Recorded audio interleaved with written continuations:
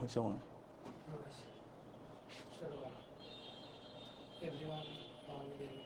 Everyone দেন বলবেন class থেকে আসেন, সমস্যা নেই। আচ্ছা, আসসালামু আলাইকুম। আমরা হচ্ছে আমাদের সেল যে আইটেমটা আছে তার মানে হচ্ছে ফিজিওলজির 2 নাম্বার আইটেম। এটা ম্যাক্সিমাম পার্ট আমরা আগের কাছে ক্লাস আলোচনা করছি, তো কিছু অংশ আগে ছিল তাই আমি এটা এখন আলোচনা করতেছি। তো আমি জানি এখন অনেকে কলেজ থেকে এখন আসেন নাই, সমস্যা নেই, আপনারা দেখে নিন আর কি। আচ্ছা, আমি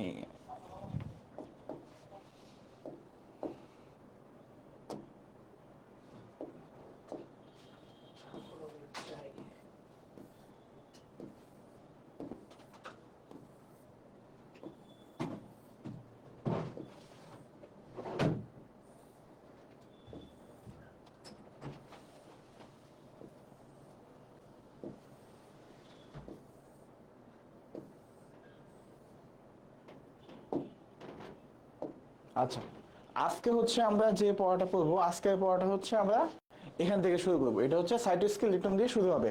তার আগ পর্যন্ত আমরা হচ্ছে সেলের বেসিক স্ট্রাকচার আলোচনা করেছি, সাইটোপ্লাজম, প্রোটোপ্লাজম, এই ব্যাপারগুলো নিয়ে আলোচনা হয়েছে, নিউক্লিয়াস নিয়ে আলোচনা হয়েছে, মাইটোকন্ড্রিয়া নিয়ে আলোচনা হয়েছে, গলজি অ্যাপারেটাস, এন্ডোপ্লাজমিক রেটিকুলাম, এই লাইসোজোম, এই জিনিসগুলো হচ্ছে শেষ হয়েছে মোটামুটি, ঠিক আছে। তো আমরা এখন যেটা আলোচনা করবো সেটা হচ্ছে সাইটোস্কেলিটন। সাইটোস্কেলিটনে হচ্ছে আপনারা ইন্টারমিডিয়েটে পড়ে আসছেন, এটা হচ্ছে কোষীয় কঙ্কাল। কি? কোষীয় কঙ্কাল। তার মানে আমাদের বডিকে গঠন করার জন্য যেমন একটা কঙ্কাল দরকার হয়েছে, যেই বোনস আপনারা কিনেছেন সেটা যেমন আমাদের কঙ্কাল, অর্থাৎ বডিকে একটা সাইজ এবং শেপে রাখার জন্য, বডির বিভিন্ন অর্গানেরকে একটা স্টেবল জায়গায় রাখার জন্য যেই একটা কাঠামো তৈরি হয় সেটি হচ্ছে আমাদের সাইটোস্কেলিটন বা হচ্ছে কোষীয় কঙ্কাল। এখানে বলা হয়েছে স্কেলেটন শব্দের অর্থ কঙ্কাল, সাইটো শব্দের অর্থ হচ্ছে কোষ। তো আমরা কোষীয় কঙ্কাল যেটা আছে সেটার কথা বলেছি। আচ্ছা, এখন এই কোষীয় কঙ্কাল যেটা আছে, কোষীয় কঙ্কাল হচ্ছে মেনলি আমাদের প্রোটিন দিয়ে তৈরি হয়। কি দিয়ে তৈরি হয়? মেনলি হচ্ছে আমাদের প্রোটিন ফাইবার দিয়ে তৈরি হয়। কি দিয়ে তৈরি হচ্ছে? প্রোটিন ফাইবার দিয়ে তৈরি হচ্ছে। আচ্ছা, এগুলোর মেইন কাজ যেটা আমি বলছি, একটা হচ্ছে সেলের শেপ মেনটেন করা, সাইজ মেনটেন করা, মেকানিক্যাল সাপোর্ট দেওয়া, আর একটা কাজ হচ্ছে মুভমেন্টে হেল্প করা, আরেকটা কাজ হচ্ছে মুভমেন্টে হেল্প করা। আচ্ছা, এরপর হচ্ছে এছাড়াও ইন্টারসেলুলার ট্রান্সপোর্ট, সেল ডিভিশন এবং সিগন্যাল ট্রান্সডাকশনে হেল্প করে। তাইলে সাইটোস্কেলেটন সম্পর্কে কি কি কথা আমরা বলতে পারি? সাইটোস্কেলেটন হচ্ছে আমরা কোষীয় কঙ্কাল। এটি কি করে? এটি হচ্ছে মূলত বিভিন্ন ধরনের প্রোটিন ফাইবার দিয়ে গঠিত। কি দিয়ে গঠিত? প্রোটিন ফাইবার দিয়ে গঠিত। এবং এটি সেলকে হচ্ছে শেপ দিয়ে থাকে, মেকানিক্যাল সাপোর্ট দিয়ে থাকে এবং মুভমেন্টে হেল্প করে থাকে। এছাড়াও কিছু হচ্ছে ইন্টারসেলুলার ট্রান্সপোর্টে ভূমিকা আছে, সেল ডিভিশন এবং হচ্ছে সিগন্যাল ট্রান্সডাকশন। তো আমরা একে একে সবই আলাপ করবো, কোনো সমস্যা নেই। আচ্ছা, আসেন, এইটা হচ্ছে একটা কোষের ছবি। দেখেন, এই যে একটা সেলের করছি, এই সেলের ভিতর বিভিন্ন ধরনের অর্গানেলস আছে, তাই না?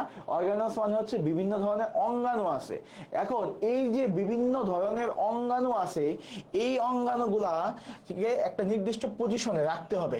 এমন তো করা যাবে না সব অঙ্গাণু একটা একটা উপর পরে চাপ খেয়ে গেল, এটা কিন্তু হতে দেওয়া যাবে না। তাইলে এই সবগুলো অঙ্গাণুর একটা নির্দিষ্ট আমাদের ওরিয়েন্টেশনে সাজাইতে হবে। হ্যাঁ, এই যে নির্দিষ্ট ওরিয়েন্টেশনে সাজাবো, তাই সেই ক্ষেত্রে যে ভূমিকাটা সবচেয়ে বেশি পালন করে সেটা হচ্ছে আমাদের সাইটোস্কেলেটন। ওকে, আচ্ছা, তাহলে আমরা যদি দেখি, এটা হচ্ছে একটা এন্ডোপ্লাজমিক রেটিকুলাম। এটা কি? এটা হচ্ছে এন্ডোপ্লাজমিক রেটিকুলাম। দেখেন এই যে রাইবোজোম আছে, দেখছেন? আচ্ছা, যেহেতু রাইবোজোম আছে সুতরাং এটি একটি রাফ এন্ডোপ্লাজমিক রেটিকুলাম। এখন এই এন্ডোপ্লাজমিক রেটিকুলামকে হচ্ছে কি করতে হবে?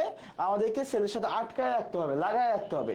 তার জন্য কে হেল্প করবে? তার জন্য হেল্প করবে হচ্ছে আমাদের এই সাইটোস্কেলেটন গুলো। যেমন দেখেন, এই যে কিছু সাইটোস্কেলেটন দেখতে পাচ্ছেন না, এরকম করে এটা টানা দিয়ে রাখছে, এরপর এইভাবে টানা দিয়ে রাখছে এটাকে। হ্যাঁ, এই যে টানা দিয়ে রাখছে, এই যে দেখেন টানা দিয়ে রাখছে, এই সাইটোস্কেলেটন গুলো কি? এই সাইটোস্কেলেটন গুলো হচ্ছে ইন্টারমিডিয়েট ফিলামেন্ট। এটা কি? Intermediate filament. ওকে, আচ্ছা, এরপর দেখেন আরেক ধরনের সাইটোস্কেলেটন আছে যেটাকে হচ্ছে আমরা বলি মাইক্রোফিলামেন্ট। এই যে দেখেন এইখানে এই পিঙ্ক কালারের যেটা, সেটা হচ্ছে আমাদের মাইক্রোফিলামেন্ট। কি ফিলামেন্ট? মাইক্রোফিলামেন্ট। এই মাইক্রোফিলামেন্ট কি করছে? এই যে সেল মেমব্রেনটা আছে, এই সেল মেমব্রেনটার সাথে এই এন্ডোপ্লাজমিক রেটিকুলামকে যুক্ত করে রাখছে, ঠিক আছে? এই সেল মেমব্রেনটার সাথে এন্ডোপ্লাজমিক রেটিকুলামকে যুক্ত করে রাখছে। আচ্ছা, আরেক ধরনের আছে, সেটা হচ্ছে আমাদের মাইক্রোটিবিউল। এই যে দেখেন এই যে স্ট্রাকচারটা আছে, এই স্ট্রাকচারটা হ্যাঁ, এটা হচ্ছে আমাদের মাইক্রোটিবিউল, এটা হচ্ছে মাইক্রোটিবিউল। এইটাও হচ্ছে আমাদেরকে এই যে সেল মেমব্রেনের সাথে এইখানে হচ্ছে এটা একটা কি বলে মাইটোকন্ড্রিয়া, এই মাইটোকন্ড্রিয়াটাকে যুক্ত করতে এখানে হেল্প করছে। দেখেন এই যে দেখছেন এইটা, এরপর এই মাইক্রোটিবিউলের সাথে যুক্ত হয়েছে ইন্টারমিডিয়েট ফিলামেন্ট যুক্ত হয়ে এই মাইটোকন্ড্রিয়াটাকে শেপে রাখছে। তাইলে আমরা যে জিনিসটা বুঝলাম যে বেসিক কথাবার্তাটা হচ্ছে খুবই সোজা, সেটা হচ্ছে এই মাইক্রোটিবিউল হচ্ছে তিন প্রকার। কয় প্রকার? তিন প্রকার। একটা হচ্ছে আমাদের মাইক্রোটিবিউল, আর একটা হচ্ছে মাইক্রোফিলামেন্ট, আর এটা হচ্ছে ইন্টারমিডিয়েট ফিলামেন্ট। হ্যাঁ, আচ্ছা দেখেন এখানে যদি একটু খেয়াল করেন, এখানে একটু স্ট্রাকচার সম্পর্কে ছবিটা আছে।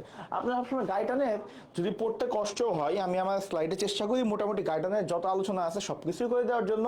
এরপর তো আপনারা অবশ্যই পড়ার চেষ্টা করবেন। যদি তাও কারো কষ্ট হয় তাহলে চেষ্টা করবেন ছবিগুলো একটু দেখা। ছবিগুলো দেখলে অনেক কনসেপ্ট আপনার মাথায় ক্লিয়ার হয়ে যাবে। আচ্ছা, তাহলে দেখেন এই যে এটা যেটা বললাম, এই যে এটা হচ্ছে মাইক্রোটিবিউল। তাই এই যে মাইক্রোটিবিউলটাকে এটা যদি আমরা আরো সূক্ষ্মভাবে দেখি, তাহলে দেখবো এরকম অসংখ্য টিবিউলিন মনোমার দিয়ে গঠিত। দুই ধরনের টিবিউলিন মনোমার আছে, একটা হচ্ছে আলফা টিবিউলিন, একটা হচ্ছে বিটা টিবিউলিন। তাহলে এই যেই মাইক্রোটিবিউল আছে এটা হচ্ছে 25 ন্যানোমিটারের মতো। কত ন্যানোমিটার? 25 ন্যানোমিটারের মতো হয়ে থাকে। আচ্ছা, মাইক্রোফিলামেন্টস গেল, সরি মাইক্রোটিবিউল বলছি, সরি আমি একটু মিস্টেক করেছি, এটা হচ্ছে মাইক্রোটিবিউল, কিন্তু হ্যাঁ টিউবের মতো দেখতে মাইক্রোটিবিউল। এখন আসে মাইক্রোফিলামেন্ট। এই যে এটা হচ্ছে এই যে লাগাই রাখছে এটা হচ্ছে ইন্টারমিডিয়েট ফিলামেন্ট। আচ্ছা, আগে ইন্টারমিডিয়েট ফিলামেন্টটা দেখাই। এই যে যেটা যুক্ত আছে এটা হচ্ছে ইন্টারমিডিয়েট ফিলামেন্ট। এই ইন্টারমিডিয়েট ফিলামেন্ট যেটা আছে সেগুলো হচ্ছে এই ফাইব্রাস প্রোটিন ডাইমার দিয়ে গঠিত, আর এই যে মাইক্রোফিলামেন্ট হচ্ছে এগুলি হচ্ছে মাইক্রোফিলামেন্ট। ঠিক আছে, এই মাইক্রোফিলামেন্টের আকার সবচেয়ে ছোট, 3টা মিটার, এটা হচ্ছে মাত্র 7 ন্যানোমিটার। আচ্ছা, এই মাইক্রোফিলামেন্ট গুলা দুইটা হচ্ছে একটার সাথে হচ্ছে এফ অ্যাক্টিন চেইন বলে হচ্ছে এফ অ্যাক্টিন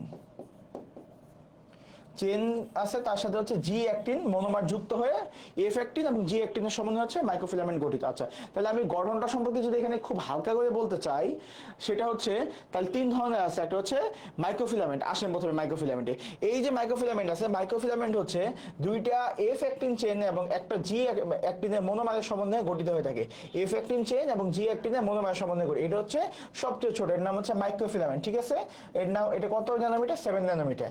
আচ্ছা, এরপর আসবে হচ্ছে আমরা ইন্টারমিডিয়েট ফিলামেন্ট। এই যে ইন্টারমিডিয়েট ফিলামেন্ট গুলো হচ্ছে ফাইব্রাস প্রোটিন ডাইমার দিয়ে গঠিত। কি দিয়ে গঠিত? ফাইব্রাস প্রোটিন ডাইমার দিয়ে গঠিত। এই যে ইন্টারমিডিয়েট ফিলামেন্ট আছে এটা হচ্ছে 8 থেকে 12 ন্যানোমিটার। এরপর আসবে হচ্ছে আমরা মাইক্রোটিবিউল হচ্ছে 25 ন্যানোমিটার। আচ্ছা, এর আগে কিন্তু আমি ভুল করে হচ্ছে মাইক্রোফিলামেন্টকে মাইক্রোটিবিউলকে মাইক্রোফিলামেন্ট বলছিলাম, এটা একটু সবাই মাথায় রেখেন। হ্যাঁ, এখানে আমি স্লিপ অফ টাং হয়েছে আর কি। আচ্ছা, দেখেন তাহলে আমরা ওই কথাটা এখানে বলা হয়েছে, একটা হচ্ছে মাইক্রোফিলামেন্ট, একটা হচ্ছে মাইক্রোটিবিউল, আর এটা হচ্ছে ইন্টারমিডিয়েট ফিলামেন্ট। এই তিনটা হচ্ছে আমাদের সাইটোস্কেলেটন। ঠিক আছে, বা কোষীয় কঙ্কাল। এই তিনটা হচ্ছে আমাদের কোষীয় কঙ্কাল। আচ্ছা, এটা সাইজ, শেপ এবং ফাংশন হচ্ছে পার্থক্য আছে। এখানে যদি আবার একটু বলি আমি, এই মাইক্রোটিবিউলটা হচ্ছে টিবিউলিন সাবইউনিট দিয়ে গঠিত। কয় ধরনের টিবিউলিন আছে? 2 ধরনের, আলফা টিবিউলিন, বিটা টিবিউলিন। ঠিক আছে, আচ্ছা এরপর আসেন হচ্ছে ইন্টারমিডিয়েট ফিলামেন্ট হচ্ছে ফাইব্রাস প্রোটিন সাবইউনিট দিয়ে গঠিত,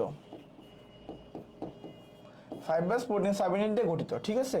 এরপর আসেন হচ্ছে আমাদের মাইক্রোফিলামেন্ট হচ্ছে অ্যাক্টিন দিয়ে গঠিত। কি দিয়ে গঠিত? অ্যাক্টিন। 2 ধরনের অ্যাক্টিন আছে, একটা হচ্ছে এফ অ্যাক্টিন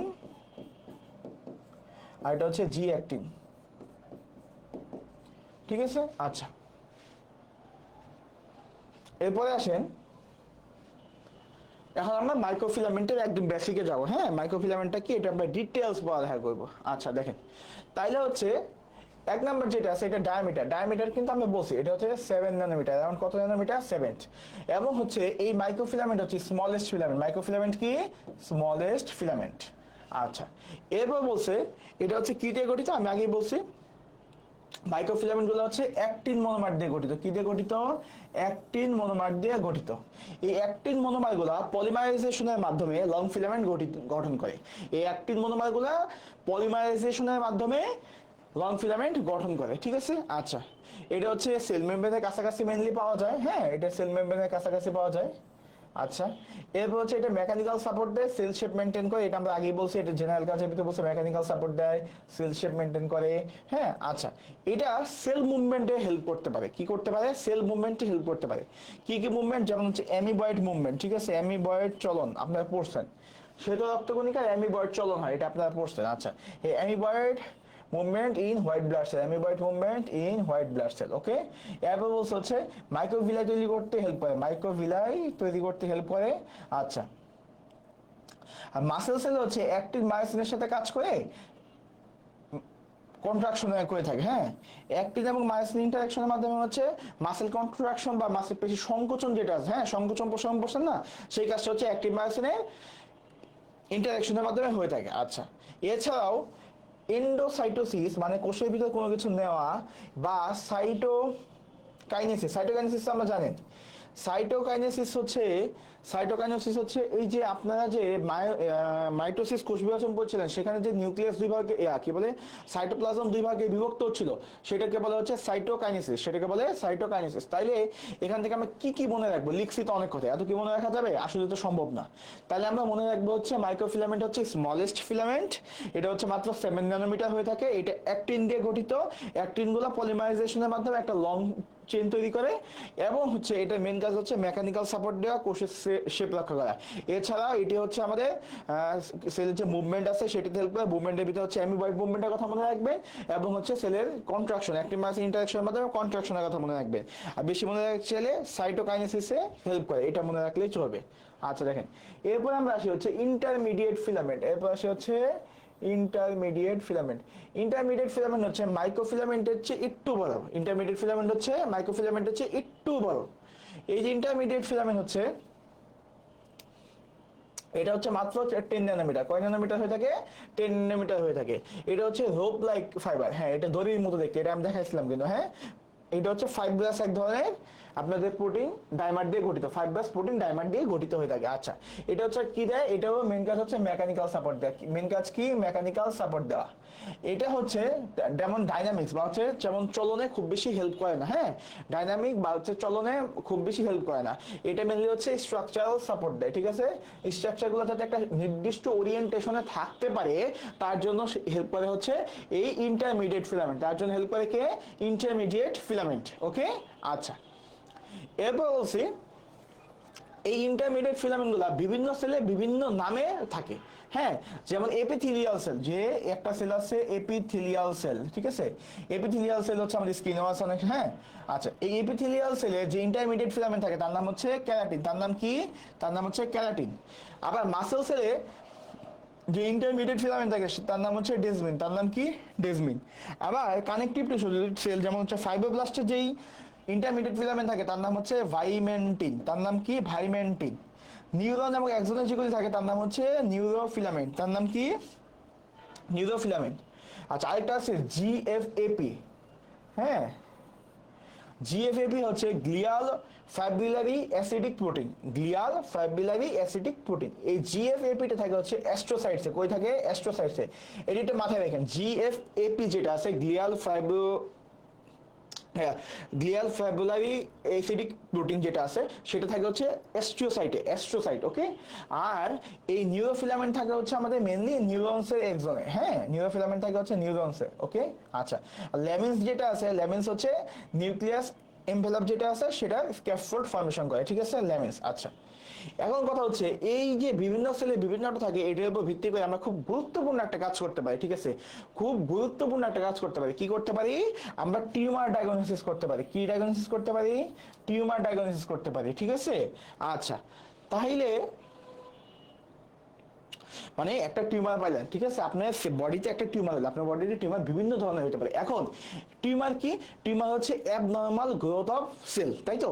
এই অ্যাবনর্মাল গ্রোথ অফ সেল, এই গ্রোথটা কোন সেলের হয়েছে সেটা জানতে পারি হচ্ছে আমরা এই সাইটোস্কেলেটনের ইমিউনোহিস্টোকেমিস্ট্রির মাধ্যমে, কিসের মাধ্যমে, ইমিউনোহিস্টোকেমিস্ট্রির মাধ্যমে। আচ্ছা, দেখেন আমি পরের স্লাইডে দেখাইছি immunohistochemical staining of intermediate filament. Intermediate filament যেটা আছে, এই ইন্টারমিডিয়েট ফিলামেন্ট তো নিশ্চয়ই একটা প্রোটিন, তাই না। আচ্ছা, যেহেতু ইন্টারমিডিয়েট ফিলামেন্ট একটা প্রোটিন, তার এগেনস্টে একটা অ্যান্টিবডি দিয়ে দেখা হয় যে আসলে এটা কোথার থেকে অরিজিন হয়েছে। আমরা জানি অ্যান্টিজেন এবং অ্যান্টিবডির ভিতর রিয়াকশন হয়, কি হয়, অ্যান্টিজেন এবং অ্যান্টিবডির ভিতর রিয়াকশন হয়। তো আমরা মনে করেন চিন্তা করলাম কোথাও একটা টিউমার হয়েছে, এখন টিউমারটা কোন সেল থেকে আসছে সেটা আমাদেরকে জানতে হবে। এটা কি এপিথেলিয়াল সেল থেকে আসছে, নাকি এটা আমাদের অ্যাস্ট্রোসাইট থেকে আসছে, নাকি এটা হচ্ছে আমাদের ফাইব্রোব্লাস্ট থেকে আসছে, এটা আমাদেরকে জানতে হবে। এখন আপনি যে কাজটা করবেন, আপনি মনে করেন এটা একটা টিউমার আসছে, ঠিক আছে,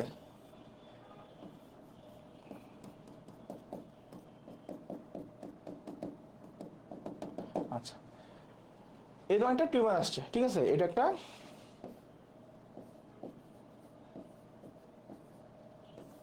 এই যে টিউমারটা আসছে, টিউমারটা বিভিন্ন জিনিস থেকে আসতে পারে, তাই না? একটা হতে পারে এপিথেলিয়াল সেল,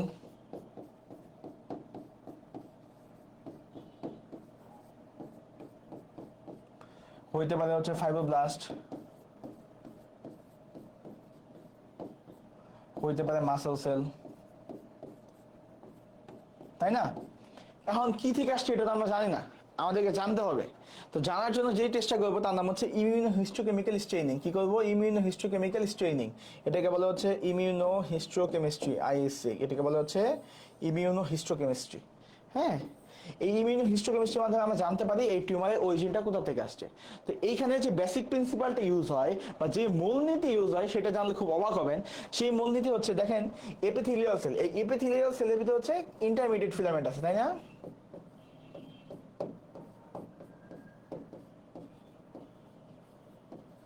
আচ্ছা, আবার ফাইব্রোব্লাস্টের ইন্টারমিডিয়েট ফিলামেন্ট আছে, মাসেল সেলের ইন্টারমিডিয়েট ফিলামেন্ট আছে, কিন্তু এক এক জায়গায় ইন্টারমিডিয়েট ফিলামেন্ট হচ্ছে এক একটা, এক এক জায়গায় ইন্টারমিডিয়েট ফিলামেন্ট হচ্ছে এক একটা। আমি যদি আবার আপনাদেরকে দেখাই, আপনারা একটু এখানে দেখেন, যেমন হচ্ছে এপিথেলিয়াল সেল থাকবে হচ্ছে ক্যারাটিন, এপিথেলিয়াল সেল থাকবে হচ্ছে ক্যারাটিন, ঠিক আছে। আচ্ছা, এরপর হচ্ছে মাসেল সেলে থাকবে হচ্ছে ডেজমিন, মাসেল সেলে কি থাকবে?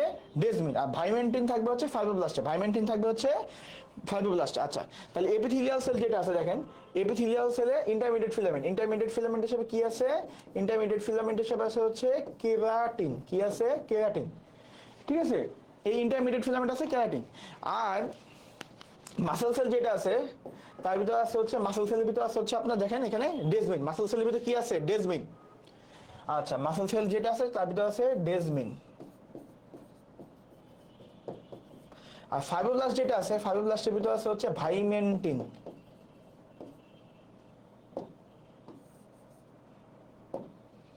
ফাইব্রোব্লাস্টের ভিতরে কি আছে? ভাইমেন্টিন। আচ্ছা, তাইলে দেখেন তিন রকমের সেলে তিন ধরনের ইন্টারমিডিয়েট ফিলামেন্ট আছে, তিন রকমের সেলে তিন ধরনের ইন্টারমিডিয়েট ফিলামেন্ট আছে। দেখেন, যদি এপিথেলিয়াল সেল হয় তাহলে ইন্টারমিডিয়েট ফিলামেন্ট হিসেবে আছে হচ্ছে ক্যারাটিন, যদি ফাইব্রোব্লাস্ট হয় তাহলে এটার ভিতরে আছে হচ্ছে ভাইমেন্টিন, যদি মাসেল সেল থেকে আসে তার ভিতরে আছে ডেজমিন। তো আমরা এই ইমিউনোহিস্টোকেমিস্ট্রিতে যেই কাজটা করব সেটা হচ্ছে, সাপোজ দেখেন এই ইমিউনোহিস্টোকেমিস্ট্রিতে আমরা কি করব? একটা অ্যান্টিবডি দিব। কি দিব?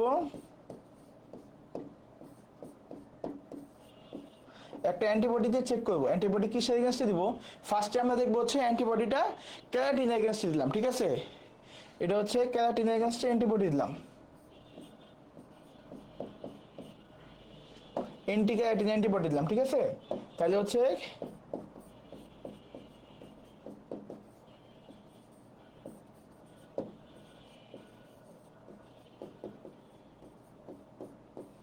আচ্ছা, তাহলে আমরা ইমিউনোহিস্টোকেমিস্ট্রিতে কিছু অ্যান্টিবডি ইউজ করব। প্রথমে আমরা দেখলাম হচ্ছে ক্যারাটিন এগেইনস্ট অ্যান্টিবডি দিয়ে। তো আমরা জানি অ্যান্টিবডি আর অ্যান্টিজেন রিঅ্যাকশন করবে, ক্যারাটিন কিন্তু সেক্ষেত্রে একটা অ্যান্টিজেন হিসেবে কাজ করবে, ক্যারাটিন হচ্ছে একটা অ্যান্টিজেন হিসেবে কাজ করবে। তো এই যে ক্যারাটিন একটা অ্যান্টিজেন হিসেবে কাজ করছে, এই ক্যারাটিন এগেইনস্টে যখন অ্যান্টিবডি দিব, যদি এটা এপিথেলিয়াল সেলের টিউমার হয়, যদি এটা এপিথেলিয়াল সেলের টিউমার হয় তাহলে হচ্ছে সেটা আমাদের কি হবে? এখানে কালার নিবে, তাহলে বোঝা যাবে এটা হচ্ছে এই অ্যান্টিবডির সাথে রিঅ্যাকশন করবে এবং হচ্ছে কালার ধারণ করবে, নির্দিষ্ট কালার আছে, তাহলে হচ্ছে বুঝবো এপিথেলিয়াল সেল থেকে।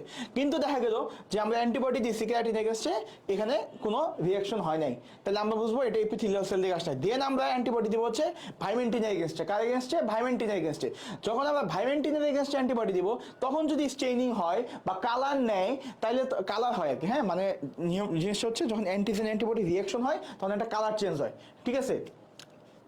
তো যখন এই ফাইব্রোব্লাস্টের কে একটা অ্যান্টিজেন ধরে আমরা এর এগেনস্টে অ্যান্টিবডি দিব, তখন যে জিনিসটা দেখা যাবে সেটা হচ্ছে আপনার কি হবে, এইটা যদি কালার নেয় তাহলে হচ্ছে সেটা আমাদের ফাইব্রোব্লাস্ট অরিজিন টিউমার। ওকে, আবার যদি এমন হয় যে না এটাও হইলো না, দেন আমরা কি করব, অ্যান্টিবডি দেবো মাসেল সেলের এগেনস্টে, মানে দ্যাট মিনস ডেসমিনের এগেনস্টে।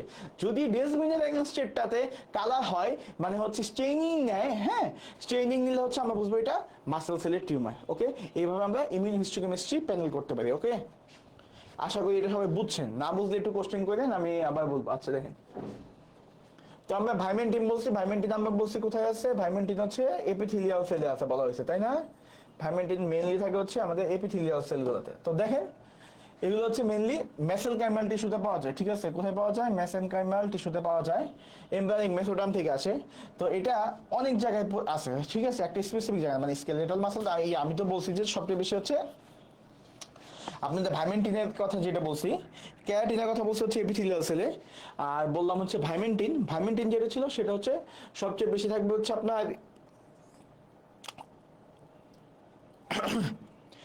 এই ফাইব্রোব্লাস্ট, স্কেলেটাল মাসেল এগুলিতেও থাকতে পারে। আচ্ছা, কিছু আমাদের এপিথেলিয়াল সেল থাকতে পারে, যেমন হচ্ছে মেসোথেলিয়াম, হ্যাঁ এই সেলগুলো থাকতে পারে। এটা হচ্ছে একদম খুব একদম 100% স্পেসিফিক না, ঠিক আছে? আচ্ছা দেখেন, তাইলে হচ্ছে দেখেন কিসে কিসে থাকতে পারে ভাইমেন্টিন, ভাইমেন্টিন হচ্ছে ফাইব্রোব্লাস্ট থাকতে পারে, স্কেলেটাল মাসেল থাকতে পারে, মেসোথিলিয়ামে থাকতে পারে, হ্যাঁ এন্ডোথিলিয়াল সেল থাকতে পারে, এডিপোসাইটে থাকতে পারে, অস্টিওসাইটে থাকতে পারে।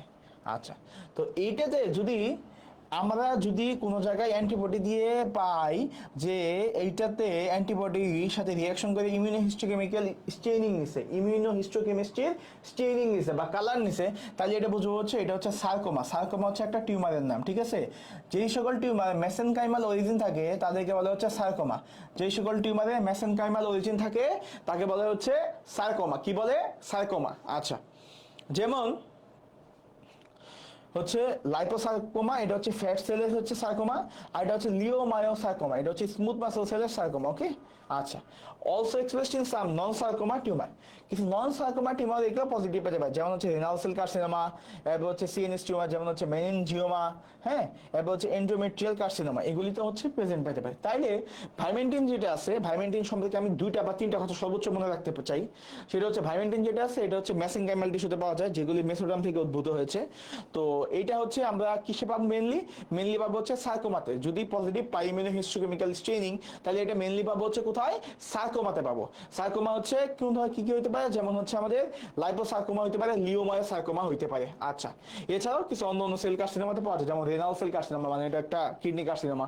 সিএনএস টিউমার মানে হচ্ছে সেন্ট্রাল নার্ভাস সিস্টেমের টিউমার, যেমন হচ্ছে মেনিনজিওমাতে পাওয়া যেতে পারে, ঠিক আছে? আচ্ছা, তো এটা নিয়ে খুব বেশি প্যারা খাওয়ার দরকার নেই, আমি আগেই বলছি, আমি গত ক্লাসে লিখেও দিছি যে আইসেল ডিজিজ, গলজি মডিফিকেশন এবং হচ্ছে এই পার্টটুকু ইমিউনোহিস্টোকেমিস্ট্রি অফ ইন্টারমিডিয়েট ফিলামেন্ট, এটা আপনাদের এক্সাম পয়েন্ট অফ ভিউ থেকে তেমন বেশি ইম্পর্টেন্ট না।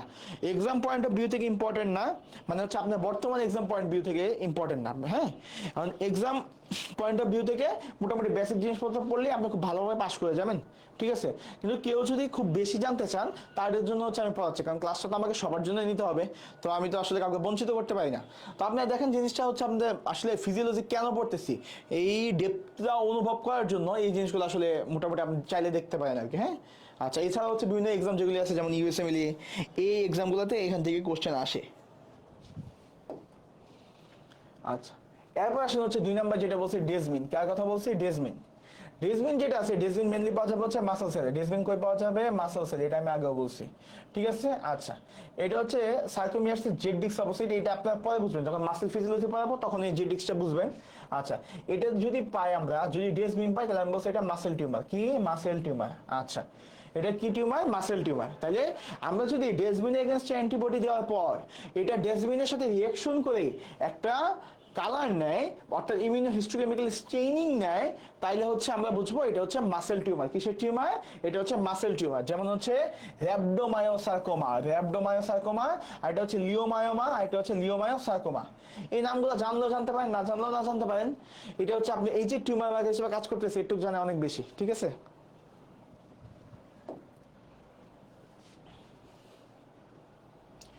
এরপর যেটা আছে সেটা হচ্ছে কেরাটিন, হ্যাঁ এরপর যে জিনিসটা আলাপ করতেছি সেটা হচ্ছে কেরাটিন। কেরাটিন তো আমি বলছিলাম, কেরাটিন হচ্ছে এপিথেলিয়াল সেল থাকে। কোথায় থাকে? এপিথেলিয়াল সেলে থাকে, ঠিক আছে। কেরাটিনে অনেক সাবটাইপ আছে, এটাকে সাইটোকেরাটিন 8, 18, 19 অনেক সাবটাইপ আছে। আচ্ছা, এই কেরাটিন পাওয়া যাবে হচ্ছে এপিথেলিয়াল কার্সিনোমাতে। কিসে পাওয়া যাবে? সরি, এপিথেলিয়াল টিউমারে পাওয়া যাবে। কোথায় পাওয়া যাবে? এপিথেলিয়াল টিউমারে পাওয়া যাবে। এটাকে বলা হচ্ছে সাইটোকেরাটিন পজিটিভ। সাইটোকেরাটিন পজিটিভ, ঠিক আছে।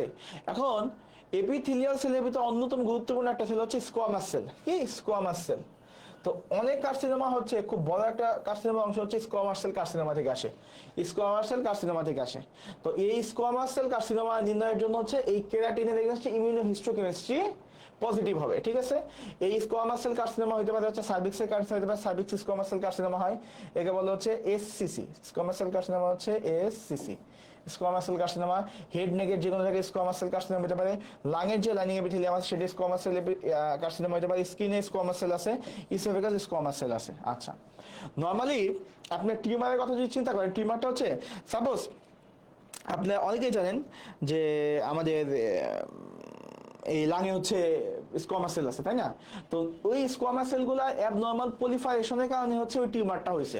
তো আমরা যখন এটা কারণ জানতে, মানে কই থেকে হয়েছে, অরিজিনটা জানতে চাবো, তখন হচ্ছে আমরা এই পদ্ধতি ইউজ করতে পারি। আচ্ছা, তাহলে কি হলো? এই কেরাটিন, কেরাটিন হচ্ছে এপিথেলিয়াল সেলে পাওয়া যায়। এটা হচ্ছে mainly epithelial tumour, that means squamous cell carcinoma নির্ণয়ের জন্য ইউজ হয়, ঠিক আছে।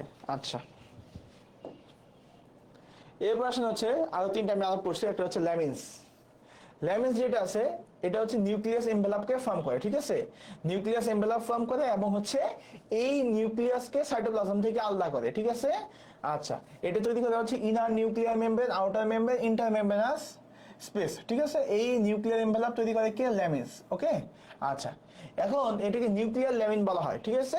একে নিউক্লিয়ার ল্যামিন বলা। আচ্ছা, আরেকটা কথা, এটা কিন্তু ল্যামিনিন না, ঠিক আছে। ল্যামিনিন হচ্ছে আমাদের এক্সট্রা সেলুলার ম্যাট্রিক্সের একটা প্রোটিন, ঠিক আছে। এক্সট্রা সেলুলার ম্যাট্রিক্স তার মানে হচ্ছে ইসিএফ, এটা একটা প্রোটিন হচ্ছে ল্যামিনিন, এটা হচ্ছে ল্যামিনিন, ওকে। আচ্ছা, কিন্তু এটা হচ্ছে ল্যামিন, এটা হচ্ছে সেলের ভিতর থাকে, সাইটোস্কেলেটন, একটা কঙ্কাল, তার ভিতরে একটা পার্ট হচ্ছে ইন্টারমিডিয়েট ফিলামেন্ট। এই ইন্টারমিডিয়েট ফিলামেন্টের একটা টাইপ হচ্ছে ল্যামিন। ইন্টারমিডিয়েট ফিলামেন্টের একটা টাইপ হচ্ছে ল্যামিন, ঠিক আছে। আচ্ছা, এবার আসবো হচ্ছে নিউরোফিলামেন্ট। নিউরোফিলামেন্ট কই পাওয়া যায়? নিউরনে পাওয়া যায়, এক্সনে পাওয়া যায়। আমি বলছি সিএনএস টিউমারে এটা ইমিউনোহিস্টোকেমিস্ট্রি ইউজ হতে পারে, ঠিক আছে। ইমিউনোহিস্টোকেমিস্ট্রি পজিটিভ আসবে হচ্ছে সিএনএস টিউমারে, যেমন হচ্ছে নিউরোব্লাস্টোমা, মেডুলোব্লাস্টোমা, তারপর হচ্ছে রেটিনোব্লাস্টোমা। এগুলিতে হচ্ছে আমাদের নিউরোফিলামেন্টের এগেইনস্টে হচ্ছে কি পাবো? ওই ইমিউনোহিস্টোকেমিক্যাল স্টেনিংটা পাবো। এরপর হচ্ছে জিএফএপি, এটা হচ্ছে গ্লিয়াল ফাইব্রিলারি অ্যাসিডিক প্রোটিন। জিএফএপি যেটা আছে সেটা হচ্ছে মেইনলি অ্যাস্ট্রোসাইটে পাওয়া যায়। কোথায় অ্যাস্ট্রোসাইটে পাওয়া যায়? আচ্ছা, এটা যদি হয় তাহলে হচ্ছে সিএনএস টিউমার, যেমন হচ্ছে এটা কি নির্দেশ করে? এটা সিএমএস টিউমার নির্দেশ করে, বাট এটা হচ্ছে যেমন হচ্ছে অ্যাস্ট্রোসাইটোমা। অ্যাস্ট্রোসাইটের যে টিউমার সেটা হচ্ছে অ্যাস্ট্রোসাইটোমা। আরেকটা হচ্ছে গ্লিয়াল সেলে পাওয়া যায়, ঠিক আছে। আরেকটা হচ্ছে গ্লিয়াল সেলে পাওয়া যায়। এই জিএফএপি হচ্ছে দুইটা জায়গায়, একটা হচ্ছে গ্লিয়াল নাম যেমন রাখবেন, গ্লিয়াল সেলে পাওয়া যায়, আরেকটা হচ্ছে অ্যাস্ট্রোসাইটে পাওয়া যায়। তো গ্লিয়াল সেলের যে টিউমার হয় তার নাম হচ্ছে অ্যাস্ট্রোসাইটোমা, আর সরি অ্যাস্ট্রোসাইটের যে টিউমার হয় তার নাম হচ্ছে অ্যাস্ট্রোসাইটোমা। অ্যাস্ট্রোসাইটের যে টিউমার হয় তার নাম হচ্ছে অ্যাস্ট্রোসাইটোমা। আর এই গ্লিয়াল সেলের যে টিউমার হয় তার নাম হচ্ছে গ্লিওব্লাস্টোমা। গ্লিয়াল সেলের যে টিউমার হয় তার নাম হচ্ছে গ্লিওব্লাস্টোমা। আচ্ছা, দেখেন, তাহলে আমি আলাপ করছি মোটামুটি ইন্টারমিডিয়েট ফিলামেন্ট। ইন্টারমিডিয়েট ফিলামেন্ট যে জিনিসটা আপনাকে জানতে হবে, এটা হচ্ছে বিভিন্ন সেলে বিভিন্ন নামে থাকে। তো এই যে আছে এটার এগেইনস্টে আমরা অ্যান্টিবডি দিয়ে একটা টেস্ট করতে পারি, যেই টেস্টের নাম হচ্ছে ইমিউনোহিস্টোকেমিস্ট্রি। যে টেস্টের নাম কি? ইমিউনোহিস্টোকেমিস্ট্রি। এই ইমিউনোহিস্টোকেমিস্ট্রি টেস্টের মাধ্যমে আমরা একটা টিউমারের অরিজিন কোথায়, কোন সেল থেকে আসছে সেটা নিশ্চিত হতে পারি, ওকে। আচ্ছা, একটু জানলে চলবে, আমি একটু পয়সা থেকে, আর যারা খুব পড়তে চান তারা পড়েন। আচ্ছা, এরপর আসলে হচ্ছে মাইক্রোটিবিউল। মাইক্রোটিবিউলটা হচ্ছে সবচেয়ে বড় আকারে থাকে, হ্যাঁ। এটা হচ্ছে প্রায় 25 ন্যানোমিটারের মতো হয়ে থাকে। এটা হচ্ছে দুই ধরনের টিবিউলিন থাকে, আমি আগেই বলছি, একটা হচ্ছে আলফা টিবিউলিন, একটা হচ্ছে বিটা টিবিউলিন, হ্যাঁ। এটা একটা টিউব হিসেবে থাকে, যেটা মাইক্রোটিবিউল বললাম, টিউব হিসেবে থাকে। এটা হচ্ছে আমাদের ডাইনামিক ইনস্টেবিলিটি থাকে। আচ্ছা, এটা হচ্ছে গ্রোথ হতে থাকে আবার শ্রিঙ্কেজ হতে থাকে, হ্যাঁ, এটা আপনারা দেখতে পাবেন। আর এটা হচ্ছে সেন্ট্রোজোম থেকে ফর্ম করে। কোথা থেকে ফর্ম করে? সেন্ট্রোজোম থেকে ফর্ম করে। কোথা থেকে ফর্ম হয়? মাইক্রোটিবিউল। মাইক্রোটিবিউল হচ্ছে সেন্ট্রোজোম থেকে ফর্ম হয়ে থাকে। আচ্ছা, এটা কাজ হচ্ছে মাইক্রোটিবিউল যেটা আছে ট্রান্সপোর্ট করে, ট্রান্সপোর্টে কাজ করে, অর্গানিজম এবং বেসিক্যাল ট্রান্সপোর্ট করে। আরেকটা আছে, এটা আপনারা পড়ছেন, ইন্টারমিডিয়েটে পড়ে আসছেন, এই স্পিন্ডল আছে না, স্পিন্ডল তন্তু। এই মাইক্রোটিবিউল হচ্ছে স্পিন্ডল তন্তু যেটা আছে, সেটা তৈরি করে। স্পিন্ডল তন্তুকে তৈরি করে, হ্যাঁ এই স্পিন্ডল তন্তু যেগুলো আছে সেগুলো হচ্ছে মাইক্রোটিবিউল দিয়ে তৈরি। স্পিন্ডল তন্তু কি দিয়ে তৈরি? মাইক্রোটিবিউল দিয়ে তৈরি। এছাড়াও এটা হচ্ছে সিলিয়া, ফ্লাজেলা এবং হচ্ছে সেন্ট্রিওল তৈরি করে। সিলিয়া, ফ্লাজেলা এবং হচ্ছে সেন্ট্রিওল তৈরি করে, ঠিক আছে? আচ্ছা, তাইলে মাইক্রোটিবিউল সম্পর্কে আমরা কি কি জানছি? মাইক্রোটিবিউল সম্পর্কে জানছি হচ্ছে মাইক্রোটিবিউল হচ্ছে লার্জেস্ট ফিলামেন্ট ইন্টারমিডিয়েট আমাদের সাইটোস্কেলেটনের ভিতরে। এর ভিতরে হচ্ছে আমাদের দুইটা জিনিস দিয়ে গঠিত, একটা হচ্ছে আলফা এবং বিটা টিবিউলিন দিয়ে গঠিত হয়ে থাকে এবং এটা সেন্ট্রোসোম থেকে অরিজিন হয়। এটা হচ্ছে ট্রান্সপোর্ট হেল্প করে থাকে এবং হচ্ছে আমাদের মাইটোটিক স্পিন্ডল যে যন্ত্র আছে, হ্যাঁ মাকু আকৃতির স্পিন্ডল যন্ত্র আছে সেটি তৈরি করতে হেল্প করে। এটি ফ্লাজেলা, সিলিয়া আর এটা হচ্ছে সেন্ট্রিওল তৈরি করে। এরপর আসেন হচ্ছে এই মাইক্রোটিবিউলে কিছু প্রোটিন আছে, ঠিক আছে? মাইক্রোটিবিউলে কিছু প্রোটিন আছে, এগুলো হচ্ছে মাইক্রোটিবিউলে মোটর প্রোটিন। একটা নাম হচ্ছে কাইনেসিন আর একটা নাম হচ্ছে ডায়ানিন, ঠিক আছে? একটা নাম হচ্ছে কাইনেসিন আর একটা নাম হচ্ছে ডায়ানিন। এই কাইনেসিন যেটা আছে সেটা হচ্ছে মাইক্রোটিবিউলের সাথে নিউক্লিয়াস থেকে দূরে যায়, নিউক্লিয়াস থেকে দূরে যায়, অ্যাওয়ে ফ্রম দা নিউক্লিয়াস। কোন একটা সাবস্টেন্সকে, এটা হতে পারে অর্গানেলস হতে পারে, কার্গো বলতে হচ্ছে অর্গানেলস বোঝানো হয়েছে বা হচ্ছে আপনার কোনো একটা সিক্রেটরি ভেসিকল বোঝানো হয়েছে। এগুলিকে হচ্ছে কাইনিন যেটা আছে সেটাকে হচ্ছে অ্যাওয়ে ফ্রম দা নিউক্লিয়াস করে, অ্যাওয়ে ফ্রম দা নিউক্লিয়াস নিয়ে যায়, নিউক্লিয়াস থেকে দূরের দিকে নিয়ে যায়। এটা করে হচ্ছে কাইনেসিন, এটার কাজ করে হচ্ছে কাইনেসিন, এটা হচ্ছে পজিটিভ এন্ড, এটা করে হচ্ছে কাইনেসিন। আর ডাইনিন যেটা আছে, ডাইনিন হচ্ছে নিউক্লিয়াসের দিকে নিয়ে যায়, ডাইনিন হচ্ছে নিউক্লিয়াসের দিকে নিয়ে যায়, ঠিক আছে? কোনো সাবস্টেন্সকে ভেসিকলকে নিউক্লিয়াসের দিকে নিয়ে যায়, এটা হচ্ছে নেগেটিভ এন্ড। আচ্ছা, তাহলে মাইক্রোটিবিউলে এই দুইটা মোটর প্রোটিন থাকে যেটা হচ্ছে তার চলাচলে গুরুত্বপূর্ণ ভূমিকা রাখে। কাইনেসিন হচ্ছে নিউক্লিয়াস থেকে দূরে নিয়ে যায়, এটা হচ্ছে পজিটিভ, আর নিউক্লিয়াসের কাছে নিয়ে আসে হচ্ছে ডায়ানিন, এটা এটিপি ইউজ করে অবশ্যই। আর এটা হচ্ছে সিলিয়া এবং ফ্লাজেলা মুভমেন্টেও হেল্প করে। আচ্ছা, এরপরে আমরা সিলিয়া ফ্লাজেলাটা দেখবো। এরপর দেখেন সিলিয়া ফ্লাজেলার কথা আমি একবারে বলছি। সো সিলিয়া ফ্লাজেলার স্ট্রাকচার যেটা আছে সেটা হচ্ছে 9+2 স্ট্রাকচার বলা হয়, ঠিক আছে? একে হচ্ছে মাইক্রোটিবিউল স্ট্রাকচার যেটা আছে সেটা হচ্ছে 9+2 স্ট্রাকচার বলা হয়, এর নাম হচ্ছে এক্সোনিম। এখানে বলা হয় হচ্ছে এক্সোনিম। কি বলে? এক্সোনিম। এটা আপনি হিস্টোলজিতে আরো ডিটেইলস পড়বেন, আমি আজকে দেখাই দিব মোটামুটি। তো এর ভিতরে হচ্ছে 9টা আউটার ডাবলেট থাকে আর 2টা সেন্ট্রাল সিঙ্গেল, ঠিক আছে? এটা আমি দেখাই দিচ্ছি আপনাদেরকে, এখন ছবি দেখাই দিচ্ছি।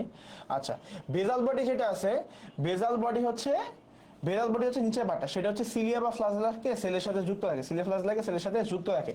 এখানে 9টা ট্রিপলেট থাকে উইদাউট সেন্ট্রাল পেয়ার। আচ্ছা, সিলিয়া যেটা আছে মনে রাখবেন, সিলিয়া হচ্ছে শর্ট, ফ্লাজেলা হচ্ছে লং, ঠিক আছে? সিলিয়া হচ্ছে শর্ট, ফ্লাজেলা হচ্ছে লং। সিলিয়া হচ্ছে নিউমেরাস, সিলিয়া অনেক থাকে, ফ্লাজেলা হচ্ছে কম থাকে।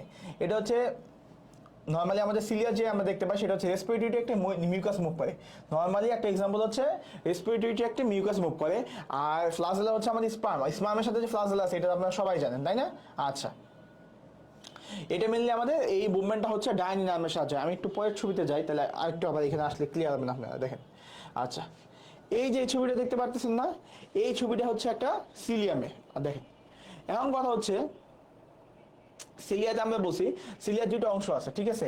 একটা অংশ হচ্ছে, হ্যাঁ একটা অংশ হচ্ছে সিলিয়া কি করে আমাদেরকে, দেখেন এই যে এটা একটা সেল, এই সেলের সাথে এই যে জিনিসটা যুক্ত আছে এই জিনিসটা হচ্ছে সিলিয়া, ঠিক আছে? এই জিনিসটা হচ্ছে সিলিয়া, এই যে জিনিসটা যুক্ত আছে সিলিয়া। এটাকে যদি আমরা বড় করি, বড় করে নিয়ে এখানে নেওয়া হয়েছে, এটা বড় করছে, ঠিক আছে? এখান থেকে এটা বড় করা হয়েছে।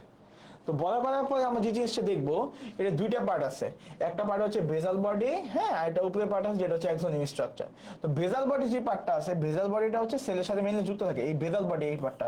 এই পার্টটাকে যদি আমরা কাইটে যদি এখানে নিয়ে আসি, হ্যাঁ কাইটে নিয়ে আসলাম, তাহলে দেখবো হচ্ছে এর মাইক্রোটিবিউল ট্রিপলেট থাকে, ঠিক আছে? মাইক্রোটিবিউল ট্রিপলেট থাকে, এখানে 3টা করে হচ্ছে 9টা, দেখেন এখানে 3টা করে মাইক্রোটিবিউল থাকবে, একটা 2টা 3টা, একটা 2টা 3টা, একটা 2টা 3টা, একটা 2টা 3টা, ঠিক আছে? এরকম করে টোটাল আছে হচ্ছে একটা ভিতরে 3টা করে 9টা আছে, দেখেন একটা 2টা 3টা 4টা 5টা 6টা 7টা 8টা 9টা।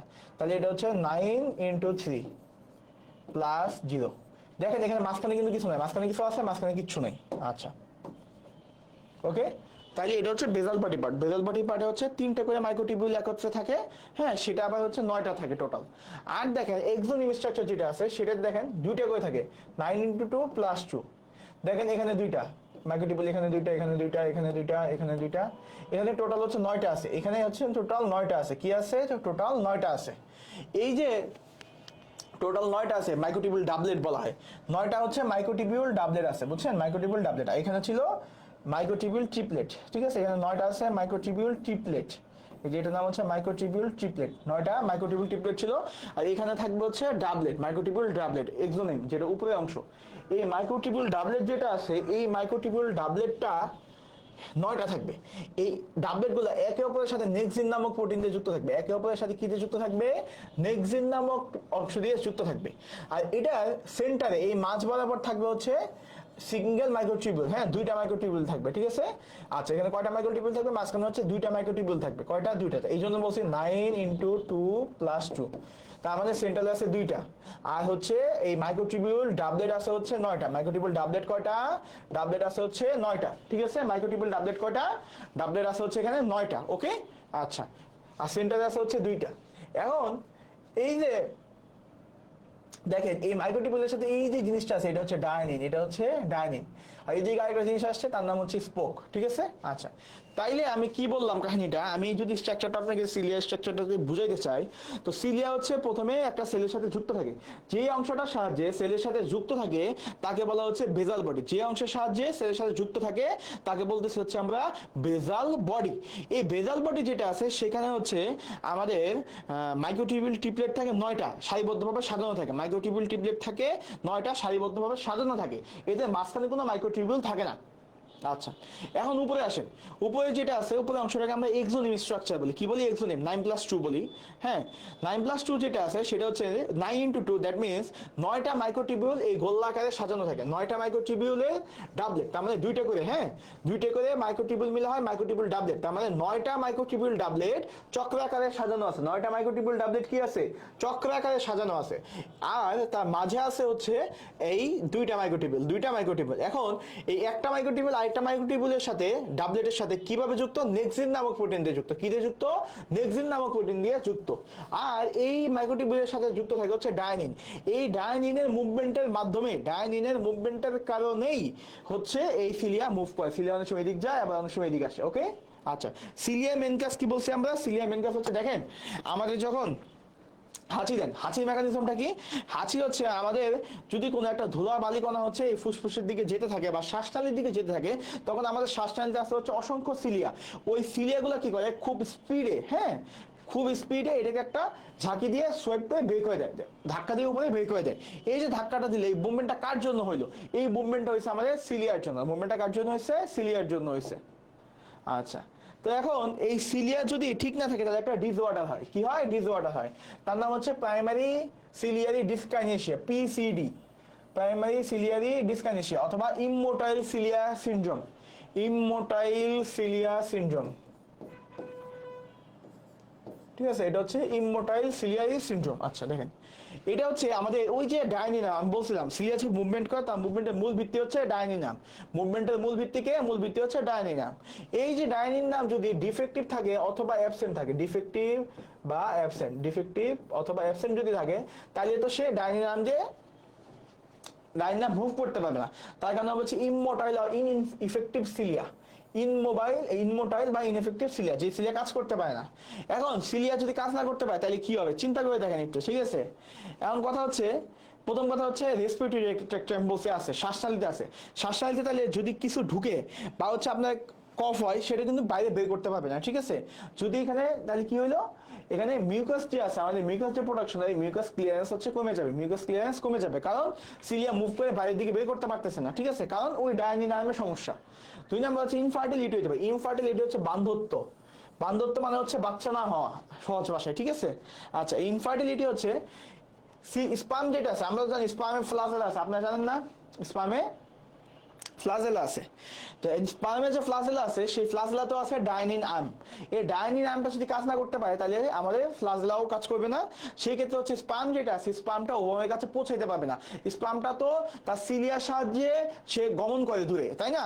কিন্তু এইখানে যেটা আছে, এই ইমোটাইল স্পার্মের কারণ হচ্ছে এই ডায়ানিন আর্মের সমস্যা, তার কারণে স্পার্ম যাইতে পারবে না। আবার ফেলোপিয়ান টিউবে যেটা আছে সেখানে যদি ডিফেক্টিভ সিলিয়া হয় তাহলে হচ্ছে ফিমেল ইনফার্টিলিটি হতে পারে। আর একটা সিমটম আছে, তার নাম হচ্ছে কার্টাজিনাস সিনড্রোম। এই সিনড্রোমে হচ্ছে থাকে হচ্ছে সাইটাস ইনভার্সাস, সাইটাস ইনভার্সাস, ব্রঙ্কিয়াকটেসিস পাওয়া যায়, আরেকটা পাওয়া যায় হচ্ছে ক্রনিক সাইনোসাইটিস। আচ্ছা, এই জিনিসটা আমি একটু বুঝাই। আচ্ছা আচ্ছা, আমরা নর্মালি জানি আমাদের হার্ট কোন সাইডে থাকে, হার্ট হচ্ছে বাম সাইডে থাকে তাই না? হার্ট কোন সাইডে থাকে? বাম সাইডে থাকে। এখন এই হার্টটা যদি বাম সাইডের বদলে ডান সাইডে চলে আসে তখন তাকে বলে হচ্ছে ডেক্সট্রোকার্ডিয়া। কি বলি? ডেক্সট্রোকার্ডিয়া। হার্টটা যে বাম সাইডে থাকে একটু, সেটা যদি আমাদের ঘুরে ডান সাইডে চলে আসে, তার মানে ওরিয়েন্টেশনটা উল্টা হয়ে যায়, তাইলে আমরা তাকে কি বলবো? ওরিয়েন্টেশন উল্টা হলে আমরা বলবো হচ্ছে সেটা ডেক্সট্রোকার্ডিয়া। ঠিক একইভাবে আমার পরে এই হার্ট সহ বাদ বাকি অ্যাবডোমেনের যত অংশ আছে, যা কিছু আছে, সেটা যদি যেদিকে থাকার কথা ছিল তার উল্টা দিকে চলে আসে, তাকে বলা হচ্ছে সাইটাস ইনভার্সাস। কি বলে? সাইটাস ইনভার্সাস। সাইটাস ইনভার্সাসে কি হইলো? সাইটাস ইনভার্সাসে যে জিনিসটা ঘটছে সেটা হচ্ছে আমাদের এই হার্ট যেটা আছে সেটা বাম দিকে বদলে হচ্ছে আমাদের ডান দিকে চলে আসছে।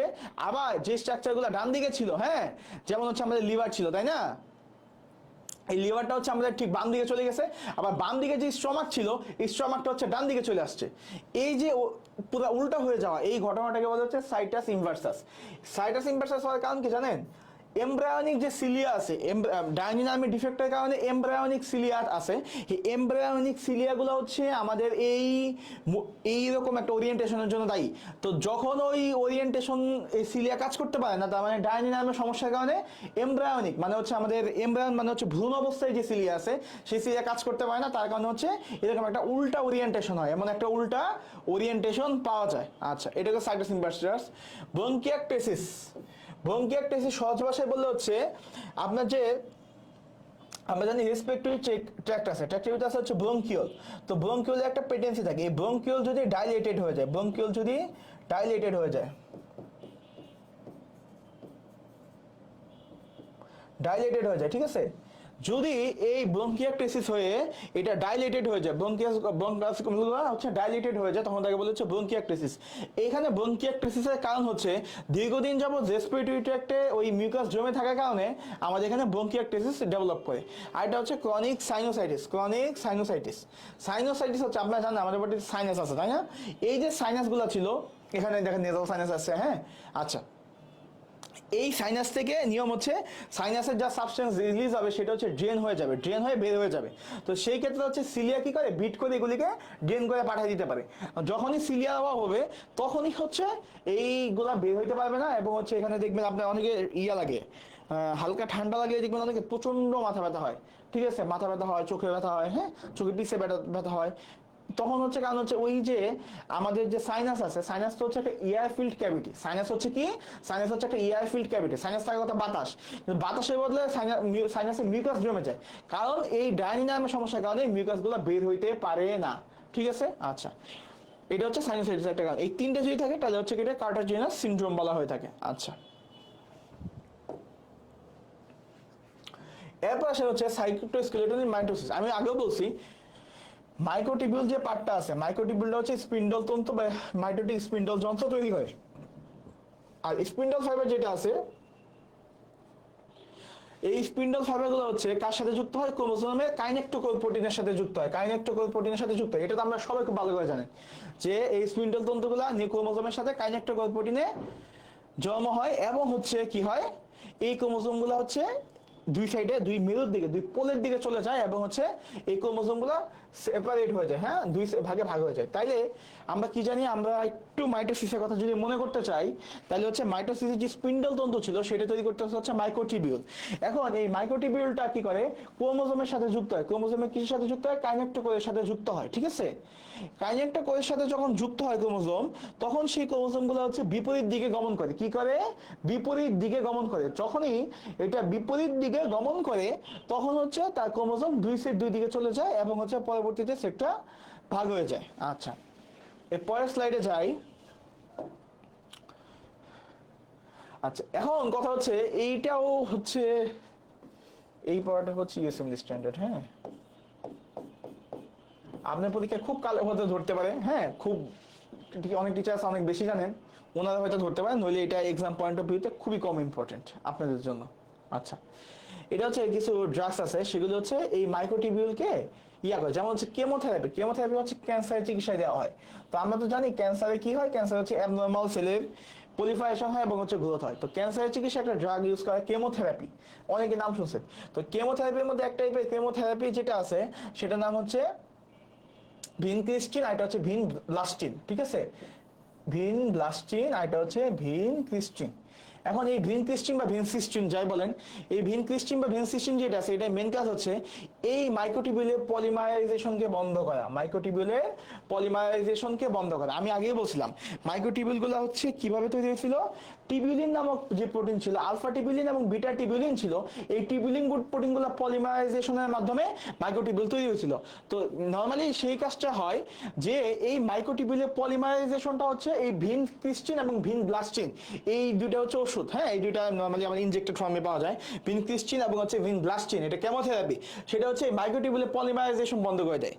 মাইক্রোটিবিউলের পলিমারাইজেশন যদি বন্ধ করে দেয় তাহলে কি হবে বলেন তো? তাহলে মাইক্রোটিবিউল থেকে স্পিন্ডল যন্ত্র তৈরি হতে পারবে না।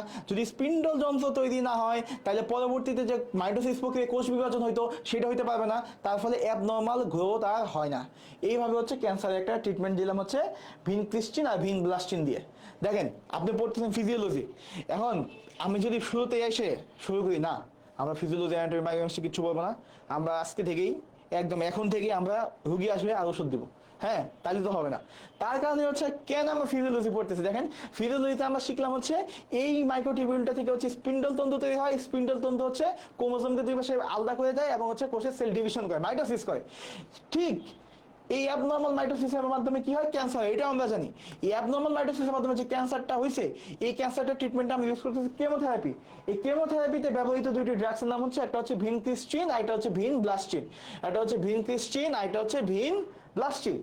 এই ওষুধগুলো কি করে, মাইক্রোটিবিউলের পলিমারাইজেশন বন্ধ করে, মাইক্রোটিবিউল গঠন করা বন্ধ করে দেয়। তার ফলে কি হয়, তার ফলে স্পিন্ডল যন্ত্র তৈরি হতে পারে না, মাইটোসিস হয় না, অ্যাটলিস্ট আমাদের যে ক্যান্সারটা ছিল সেটা প্রোগ্রেশনটা কমে আসে। এরপর আরেকটা ওষুধ, এটাও কেমোথেরাপি, এটাও কেমোথেরাপি, ঠিক আছে? এটা কেমোথেরাপি যেটা আছে এটাও ক্যান্সার ট্রিটমেন্ট ইউজ হয়, এটা হচ্ছে প্যাক্লিটেক্সাল, ঠিক আছে? প্যাক্লিটেক্সাল শুধু নাম জানলেই চলবে। এটা হচ্ছে স্টেবিলাইজ করে মাইটোকন্ড্রিয়াকে, মাইক্রোটিবিউলকে হচ্ছে স্টেবিলাইজ করে, ওকে? আচ্ছা, আরেকটা হচ্ছে কোলচিসিন, আরেকটা ওষুধ কি, কোলচিসিন। কোলচিসিন হচ্ছে অনেক কাজ ইউজ হয়, এটা মাইক্রোটিবিউল ফর্মেশনকে ইনহিবিট করে, ঠিক আছে? আচ্ছা, এবার হচ্ছে গ্লিসিওফালভিন যেটা আছে সেটা হচ্ছে ফাঙ্গাল মাইটোসিসের উপর কাজ করে। গ্লিসিওফালভিনটা হচ্ছে ফাঙ্গাল মাইটোসিসকে বন্ধ করে, মাইক্রোটিবিউলকে ইনহিবিট করার মধ্যে ফাঙ্গাল মাইটোসিসকে বন্ধ করে। গ্লিসিওফালভিন দিলে কিন্তু মানুষের কিছু হবে না, কিন্তু ফাঙ্গালের জীবন ধ্বংস হয়ে যাবে, কারণ ফাঙ্গালের ভিতরে তো মাইটোসিস ঘটে, এটা হচ্ছে ফাঙ্গাল মাইটোসিসকে শুধু আক্রান্ত করে। এবার হচ্ছে মেবেন্ডাজল। মেবেন্ডাজল হচ্ছে আপনারা সবাই পড়ছেন, আলবেন্ডাজল, মেবেন্ডাজল, এগুলো হচ্ছে কৃমির ওষুধ, হ্যাঁ, এই কৃমির ওষুধ মেবেন্ডাজল। এই কৃমির ওষুধ যেটা আছে এটা হচ্ছে প্যারাসাইটাস, না প্যারাসাইট মানে হচ্ছে হেলমিন্থ হতে পারে, কৃমি হতে পারে, এই যে হেলমিন্থ ওয়ার্মস, হ্যাঁ, এই যেগুলি আছে প্যারাসাইটিক ওয়ার্মস সেগুলিকে হচ্ছে প্যারালাইসিস করে। তার মাইক্রোটিবিউল দিয়ে হচ্ছে মাইক্রোটিবিউলকে ডিসরাপশন করে, মাইক্রোটিবিউল যদি ডিসরাপশন হয় তাহলে হচ্ছে মুভমেন্ট হইতে পারবে না। আমি তো আগেই দেখালাম যে মাইক্রোটিবিউল দিয়ে হচ্ছে আমাদের সিলিয়া এবং হচ্ছে ফ্লাজেলা তৈরি এবং হচ্ছে এটা মুভমেন্টে হেল্প করে। তো এই মুভমেন্টটা যখন বন্ধ করে দেয় প্যারাসাইটে, তখন হচ্ছে প্যারাসাইটগুলো প্যারালাইসিস হয়ে যায় এবং হচ্ছে সেটা আমাদের বডি ইনভেশন হতে পারে না এবং হচ্ছে পরবর্তী সেটা এক্সক্রিটেড হয়ে যায়। তাইলে এটা কিন্তু আমরা দেখতে পারলাম যে আমরা কেন ফিজিওলজি পড়বো, এই ফিজিওলজির উপর ভিত্তি করে দাঁড়ায় আছে ফার্মাকোলজি, ফার্মাকোলজি এবং হচ্ছে এই ফিজিওলজির উপর ভিত্তি করে আছে প্যাথোলজি, ঠিক আছে? আমরা ফিজিওলজিতে শিখি, ফিজিওলজি আমাদেরকে কি শেখায়, বডির স্বাভাবিক প্রক্রিয়া, বডিতে স্বাভাবিকভাবে কি হচ্ছে না হচ্ছে এটা শিখে হচ্ছে আমরা ফিজিওলজিতে।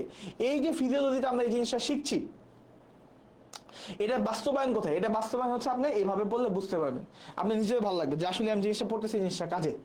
আচ্ছা, এই হইলো ফিজিওলজি। আর এটা যদি নর্মাল হয় তাইলে হচ্ছে প্যাথোলজি। হ্যাঁ, এই যে নর্মাল সেল ডিভিশন এটা একটা ফিজিওলজি, কিন্তু এই নর্মাল সেল ডিভিশন যখন অতিরিক্ত হবে, এক্সেস গ্রোথ হবে, এক্সেস পলিফারেশন হবে, তখন কি হবে, তখন এটা হচ্ছে ক্যান্সার হয়ে যাবে, টিউমার হয়ে যাবে।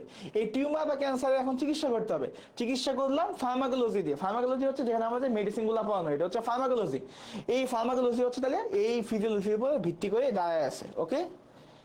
মেডিকেল সায়েন্সের আপনারা অ্যানাটমিতে অনেক বেশি সময় দিচ্ছেন এবং দেবেন আমি জানি, কিন্তু মেডিকেল সায়েন্সের সবচেয়ে মানে মেডিসিনের সবচেয়ে বড় অংশ হচ্ছে ফিজিওলজি। ফিজিওলজি না জানলে কেউ কোনো সময় ভালো ডাক্তার হতে পারবে না। অনেকে হয়তো অনেক কিছু মুখস্থ করে অনেক কিছু করতে পারবে, কিন্তু ফিজিওলজি বুঝে বুঝে না বললে এই আপনার বেসিক কনসেপশনে সবসময় ঝামেলা থাকবে। দেখেন এখানে আরেকটা ছবি দিয়ে দিছি, এটা আপনি হিস্টোলজি বই থেকে নিয়েছি ছবিটা, হ্যাঁ, জ্যাংকুয়ের যে বইটা আছে ওখান থেকে নিয়েছি। তো এখানে দেখতে পারেন যে মাইক্রোটিবিউল, এখানে আরেকবার আলোচনা করছে, এই যে দেখেন মাইক্রোটিবিউল, মাইক্রোটিবিউল হচ্ছে দুই ধরনের টিবিউলিন দিয়ে গঠিত, একটা আলফা টিবিউলিন, বিটা টিবিউলিন। এরপর বলছে হচ্ছে মাইক্রোফিলামেন্টের কথা আলোচনা করছে, এরপর হচ্ছে আমাদের ইন্টারমিডিয়েট ফিলামেন্টের কথা আলোচনা করছে। হ্যাঁ, এটা আপনি একটু দেখে নিতে পারেন, এটা আমি যা পড়াইছি সেটা লেখা আছে। হ্যাঁ,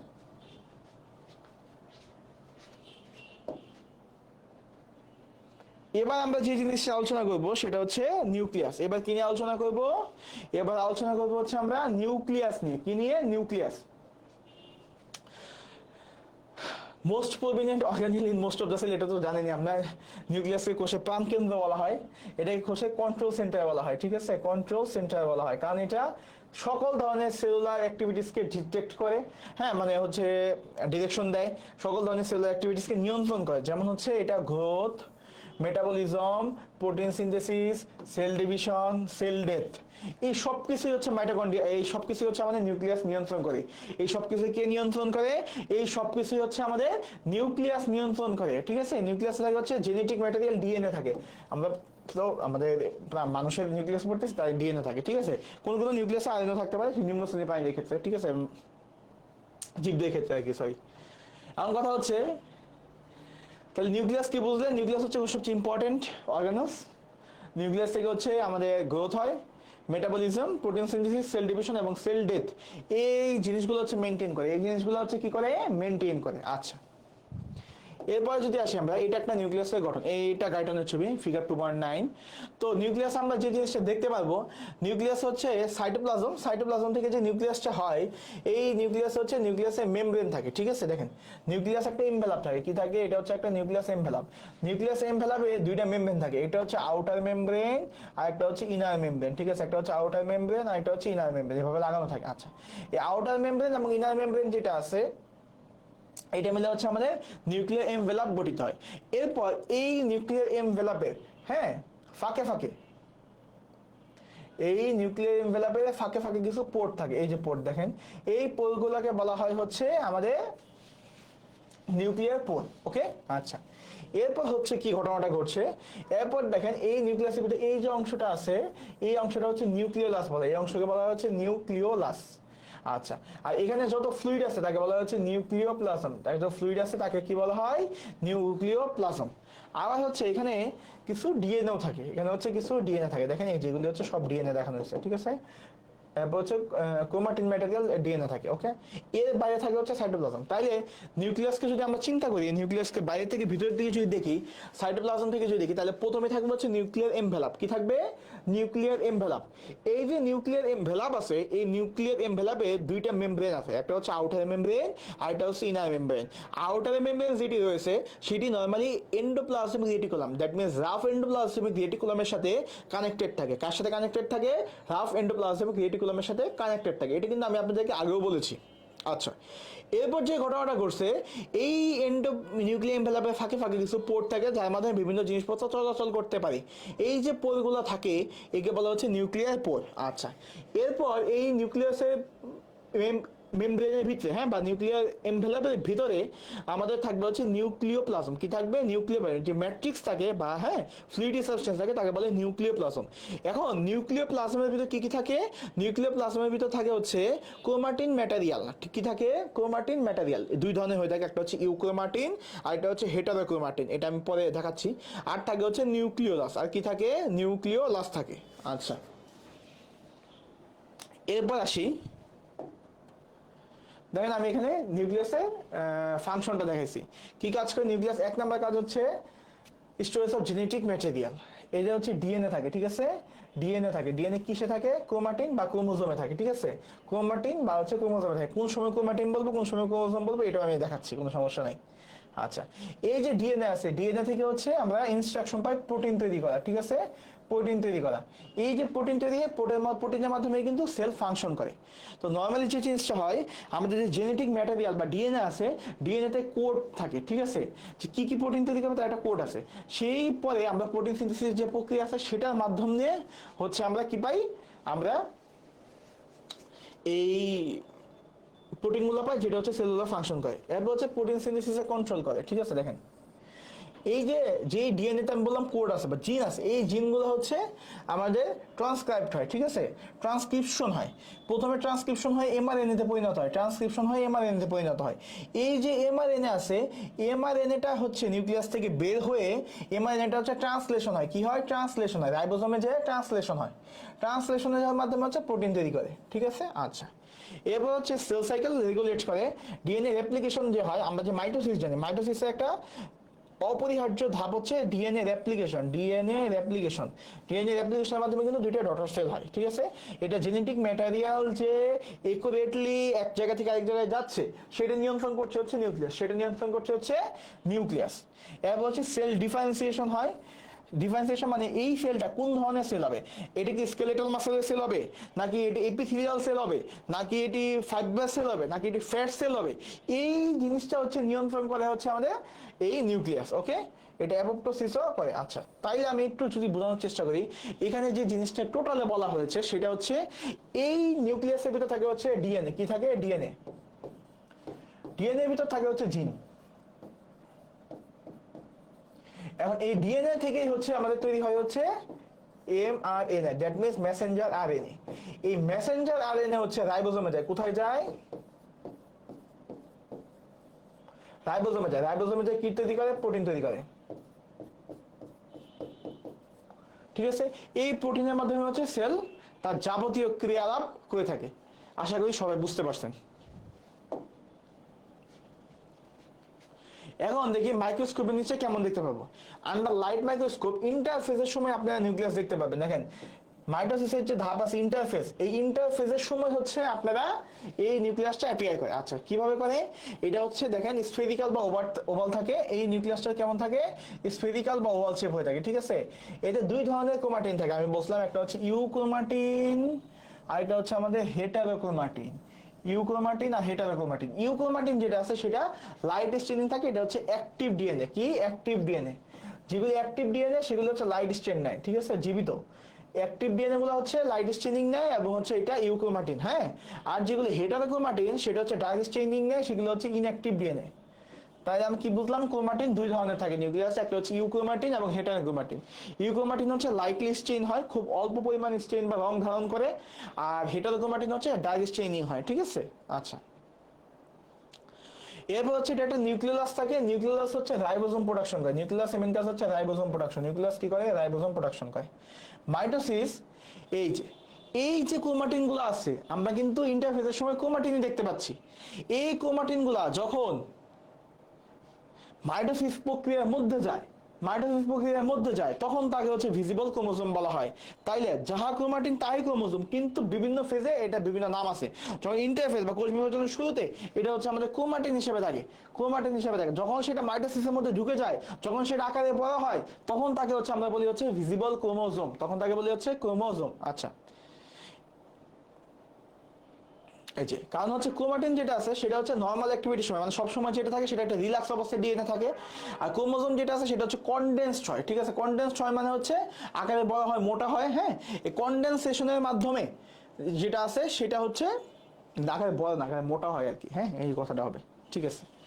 আশা করি এটা বোঝা গেছে। দেখেন এরপর আমরা স্ট্রাকচারটা নিয়ে একটু আলোচনা করবো, ঠিক আছে, স্ট্রাকচার নিয়ে একটু আলোচনা করবো। দেখেন প্রথমে আছে হচ্ছে আমরা বলছিলাম নিউক্লিয়ার এনভেলাপ, নিউক্লিয়ার এনভেলাপ বা নিউক্লিয়ার মেমব্রেন, এটা ডাবল লেয়ার মেমব্রেন। এটা আছে হচ্ছে আউটার লেয়ার আর এটা হচ্ছে ইনার লেয়ার, তাই তো। আচ্ছা, এই আউটার লেয়ার যেটা আছে সেটা রাফ এন্ডোপ্লাজম রেটিকুলামের সাথে কন্টিনিউয়াস, এটা আমি আগেই বলছি। আউটার লেয়ার কার সাথে কন্টিনিউয়াস, আউটার লেয়ার হচ্ছে রাফ এন্ডোপ্লাজমিক রেটিকুলামের সাথে কন্টিনিউয়াস। আর এই দুইটার মাঝখানে আউটার মেমব্রেন এবং ইনার মেমব্রেনের মাঝখানে যে লুমেন থাকে সেটা হচ্ছে আমাদের পেরি নিউক্লিয়ার স্পেস, তাকে কি বলা হয়, পেরি নিউক্লিয়ার স্পেস। এটাও এন্ডোপ্লাজমিক রেটিকুলামের সাথে কন্টিনিউয়াস থাকে। এরপর চলে আসলে হচ্ছে নিউক্লিয়ারের পোর, এই নিউক্লিয়ার ফাঁকা ফাঁকা যে জায়গাটা আছে নিউক্লিয়ার পোর, এটা হচ্ছে সার্কুলার স্পেনিং ওপেনিং, ঠিক আছে। এটা হচ্ছে সার্কুলার ওপেনিং, এটা পুরো মেমব্রেন জুড়ে অনেকগুলো থাকে, অ্যারাউন্ড 9 মিলিমিটার ন্যানোমিটার ওয়াইড। এটা হচ্ছে একটা প্রোটিন কমপ্লেক্স থাকে, কি থাকে, একটা প্রোটিন কমপ্লেক্স থাকে, ওকে। এই প্রোটিন কমপ্লেক্সের নাম হচ্ছে নিউক্লিয়ার পোর কমপ্লেক্স, এনপিসি। এর নাম কি, নিউক্লিয়ার পোর কমপ্লেক্স। এই যে নিউক্লিয়ার পোর আছে তাহলে বললাম এই পোর হচ্ছে একটা ওপেনিং, এই ওপেনিং এর মাধ্যমে হচ্ছে একটা 9 ন্যানোমিটার ওয়াইড একটা হচ্ছে প্রোটিন কমপ্লেক্স থাকে, এটা আপনারা ইন্টারমিডিয়েট খুব সম্ভবত পড়ছেন। এই যে প্রোটিন কমপ্লেক্স থাকে তার নাম হচ্ছে নিউক্লিয়ার পোর কমপ্লেক্স। এই কমপ্লেক্সটা কি করে আমাদের ম্যাটেরিয়ালকে এক্সচেঞ্জ করতে হেল্প করে, কি করে নিউক্লিয়াস এবং সাইটোপ্লাজমের মধ্যে বিভিন্ন পুষ্টি জাতীয় পদার্থ, বিভিন্ন ধরনের পদার্থ নিউক্লিয়াসকে মেনটেন করতে হেল্প করে, আচ্ছা মানে এক্সচেঞ্জ করতে হেল্প করে। 2 নাম্বার কথা হচ্ছে এমআরএনএ কে, এমআরএনএ দেখেন আমি বলছিলাম নিউক্লিয়াস যেটা আছে নিউক্লিয়াসের ভিতরে এমআরএনএ তৈরি হয়েছিল, সেই এমআরএনএ কে কিন্তু রাইবোজোমের কাছে যেতে হবে প্রোটিন উৎপন্ন করার জন্য। নিউক্লিয়াসের ভিতর যে এমআরএনএ তৈরি হলো তাকে কিন্তু রাইবোজোমের কাছে যেতে হবে, তাহলে এই এমআরএনএও এর মাধ্যমে পাস করে। এছাড়া হচ্ছে বিভিন্ন ধরনের এনজাইমকে আসা যাওয়া বা ইয়ে করতে আমাদেরকে ট্রান্সপোর্ট করতে হেল্প করে। আচ্ছা লার্জ মলিকুল যেমন হচ্ছে এমআরএনএ রাইবোজোমাল সাবইউনিট হচ্ছে অ্যাক্টিভ ট্রান্সপোর্টের মাধ্যমে যায়, এখানে হচ্ছে জিটিপি এবং হচ্ছে সিগন্যাল সিকোয়েন্স লাগে আর কি, ঠিক আছে। আচ্ছা এই ছবিটা যদি দেখেন, এই ছবিটা দেখলে আমি আরো ক্লিয়ার হবেন, ঠিক আছে দেখেন আরো ক্লিয়ার ছবি, হ্যাঁ আমি জানি না এখন কেমন দেখা যাচ্ছে, কিন্তু আপনারা যখন আমি পিডিএফ দিয়ে দিছি, পিডিএফ আবার আজকে আপলোড করবো, তখন আপনারা দেখতে পাবেন। দেখেন এইখানে হচ্ছে প্রথমে যে নিউক্লিয়ার মেমব্রেন, হ্যাঁ এটা হচ্ছে নিউক্লিয়ার মেমব্রেন। নিউক্লিয়ার মেমব্রেনের দুইটা অংশ, একটা হচ্ছে আউটার মেমব্রেন, একটা ইনার মেমব্রেন। এই আউটার মেমব্রেনটা হচ্ছে দেখেন রাফ এন্ডোপ্লাজমিক রেটিকুলামের সাথে যুক্ত হয়ে গেছে, হ্যাঁ এই রাফ এন্ডোপ্লাজমিক রেটিকুলামের সাথে কন্টিনিউয়াস। এই যে মেমব্রেনটা আছে, এই মেমব্রেনের মাঝখানে যে স্পেসটা আছে তাকে বলে হচ্ছে পেরিনিউক্লিয়ার, হ্যাঁ পেরিনিউক্লিয়ার স্পেস, কি বলে পেরিনিউক্লিয়ার স্পেস। এরপরে এই যে পেরিনিউক্লিয়ার স্পেসটা গেল, এরপর হচ্ছে ফাঁকে ফাঁকে হচ্ছে এরকম পোর আছে, কি আছে এই যে পোর, এটা হচ্ছে নিউক্লিয়ার পোর। এই নিউক্লিয়ার পোরে হচ্ছে এক ধরনের প্রোটিন কমপ্লেক্স আছে, নাম হচ্ছে নিউক্লিয়ার পোর কমপ্লেক্স। এই নিউক্লিয়ার পোর কমপ্লেক্সে বিভিন্ন ধরনের জিনিস এদিক থেকে ওদিক যায়। এখন কথা হচ্ছে, হ্যাঁ এখন যে ঘটনাটা ঘটলো এরপর হচ্ছে এটা আসলে হচ্ছে নিউক্লিওপ্লাজম। নিউক্লিওপ্লাজম এক নাম হচ্ছে ক্যারিওপ্লাজম বলা হয়, বা একে নিউক্লিওপ্লাজম বলা হয়। এই নিউক্লিওপ্লাজমের ভিতরে কি কি আছে, একটা থাকে হচ্ছে নিউক্লিওলাস, কি থাকে নিউক্লিওলাস। নিউক্লিওলাসে কি তৈরি হয়, রাইবোজোম তৈরি হয়। নিউক্লিয়াসে কি তৈরি হয়, রাইবোজোম তৈরি হয়। এরপর থাকে হচ্ছে জেনেটিক ম্যাটেরিয়াল, যেটাকে হচ্ছে আমরা ক্রোমাটিন বলছি। দুই ধরনের ক্রোমাটিন আছে, একটা হচ্ছে ইউক্রোমাটিন, একটা কি ইউক্রোমাটিন। ইউক্রোমাটিনটা দেখেন খুব লাইটলি স্টেন হয়েছে, ঠিক আছে এটা অনেক লাইটলি স্টেন হয়েছে এবং এটা হচ্ছে অ্যাক্টিভ, হ্যাঁ আমাদের ক্রোমাটিন। আর যে ইনঅ্যাক্টিভ ক্রোমাটিন যেটা তাকে বলা হচ্ছে হেটারোক্রোমাটিন। এই দেখেন এগুলো হচ্ছে হেটারোক্রোমাটিন, এগুলো হচ্ছে ডার্কলি স্টেন হয়েছে, কি হয়েছে ডার্ক ভাবে স্টেইনিং হয়েছে। আমি আশা করি বুঝাইতে পারছি। এইখানে দেখেন এইখানে আরো ক্লিয়ার ছবি আছে। এইটা যে ঘটনাটা ঘটলো সেটা হচ্ছে এইখানে, এটা হচ্ছে আমাদের যেই মেমব্রেনটার কথা চিন্তা করবেন, এই যে এটা হচ্ছে আমাদের ইনার মেমব্রেন, এটা হচ্ছে আউটার মেমব্রেন, আর এটা হচ্ছে ইনার মেমব্রেন, ঠিক আছে ইনার মেমব্রেন আউটার মেমব্রেন দুই ধরনের মেমব্রেন আছে, ঠিক আছে। এখন এই দুই ধরনের মেমব্রেন হইলো, এরপর এই মাঝখানে যে জায়গা আছে দেখেন এই যে দুই ধরনের membrane, inner membrane outer membrane, inner membrane outer membrane. এখন এই দুই মেমব্রেনের মাঝখানে যে জায়গাটা আছে তাকে বলা হচ্ছে পেরিনিউক্লিয়ার স্পেস, কি বলে পেরিনিউক্লিয়ার স্পেস। এখন যে আউটার মেমব্রেনটা আছে, এই যে আউটার মেমব্রেন দেখেন, আউটার মেমব্রেনটা কার সাথে কন্টিনিউয়াস আছে, এটা হচ্ছে রাফ এন্ডোপ্লাজমিক রেটিকুলাম। কার সাথে মেমব্রেন আছে, রাফ এন্ডোপ্লাজমিক রেটিকুলামের সাথে যুক্ত হয়ে গেছে, দেখছেন। আচ্ছা ক্লিয়ার। এরপর হচ্ছে আমাদের হচ্ছে কি থাকে, নিউক্লিয়ার কিছু পোর্ট থাকে বা চ্যানেল থাকে। এই পোর বা চ্যানেল হচ্ছে একটা নিউক্লিয়ার পোর কমপ্লেক্স থাকে, দেখছেন নিউক্লিয়ার পোর কমপ্লেক্স থাকে, এই যে এটা হচ্ছে নিউক্লিয়ার পোর কমপ্লেক্স। ওকে আচ্ছা আশা করি বোঝা গেছে। আর এখানে দেখেন এখানে একটা নিউক্লিয়ার ল্যামিনা থাকে, তারপর থাকে হচ্ছে ক্রোমাটিন। ক্রোমাটিন তো দুই ধরনের বললাম, ইউক্রোমাটিন আর হেটারোক্রোমাটিন। এখন আসেন হচ্ছে নিউক্লিওপ্লাজম, যার আরেক নাম হচ্ছে ক্যারিওলিম্ফ, দেখছেন আমি বলছিলাম নিউক্লিওপ্লাজম বা ক্যারিওলিম্ফ যে আছে সেটা হচ্ছে একটা semi fluid gel like substance. Nucleus থাকে, এর ভিতরে হচ্ছে ক্রোমাটিন। ক্রোমাটিন হচ্ছে মেইনলি ডিএনএ এবং হিস্টোন প্রোটিন দিয়ে গঠিত, মেইনলি হচ্ছে ডিএনএ এবং হিস্টোন প্রোটিন দিয়ে গঠিত। এছাড়া এনজাইম, নিউক্লিওটাইড এবং আদার নিউক্লিয়ার কম্পোনেন্ট থাকে। এই হচ্ছে নিউক্লিওপ্লাজম, আমি তো বলছি। এরপর আসেন হচ্ছে ক্রোমাটিন, এরপর আসেন হচ্ছে কি ক্রোমাটিন।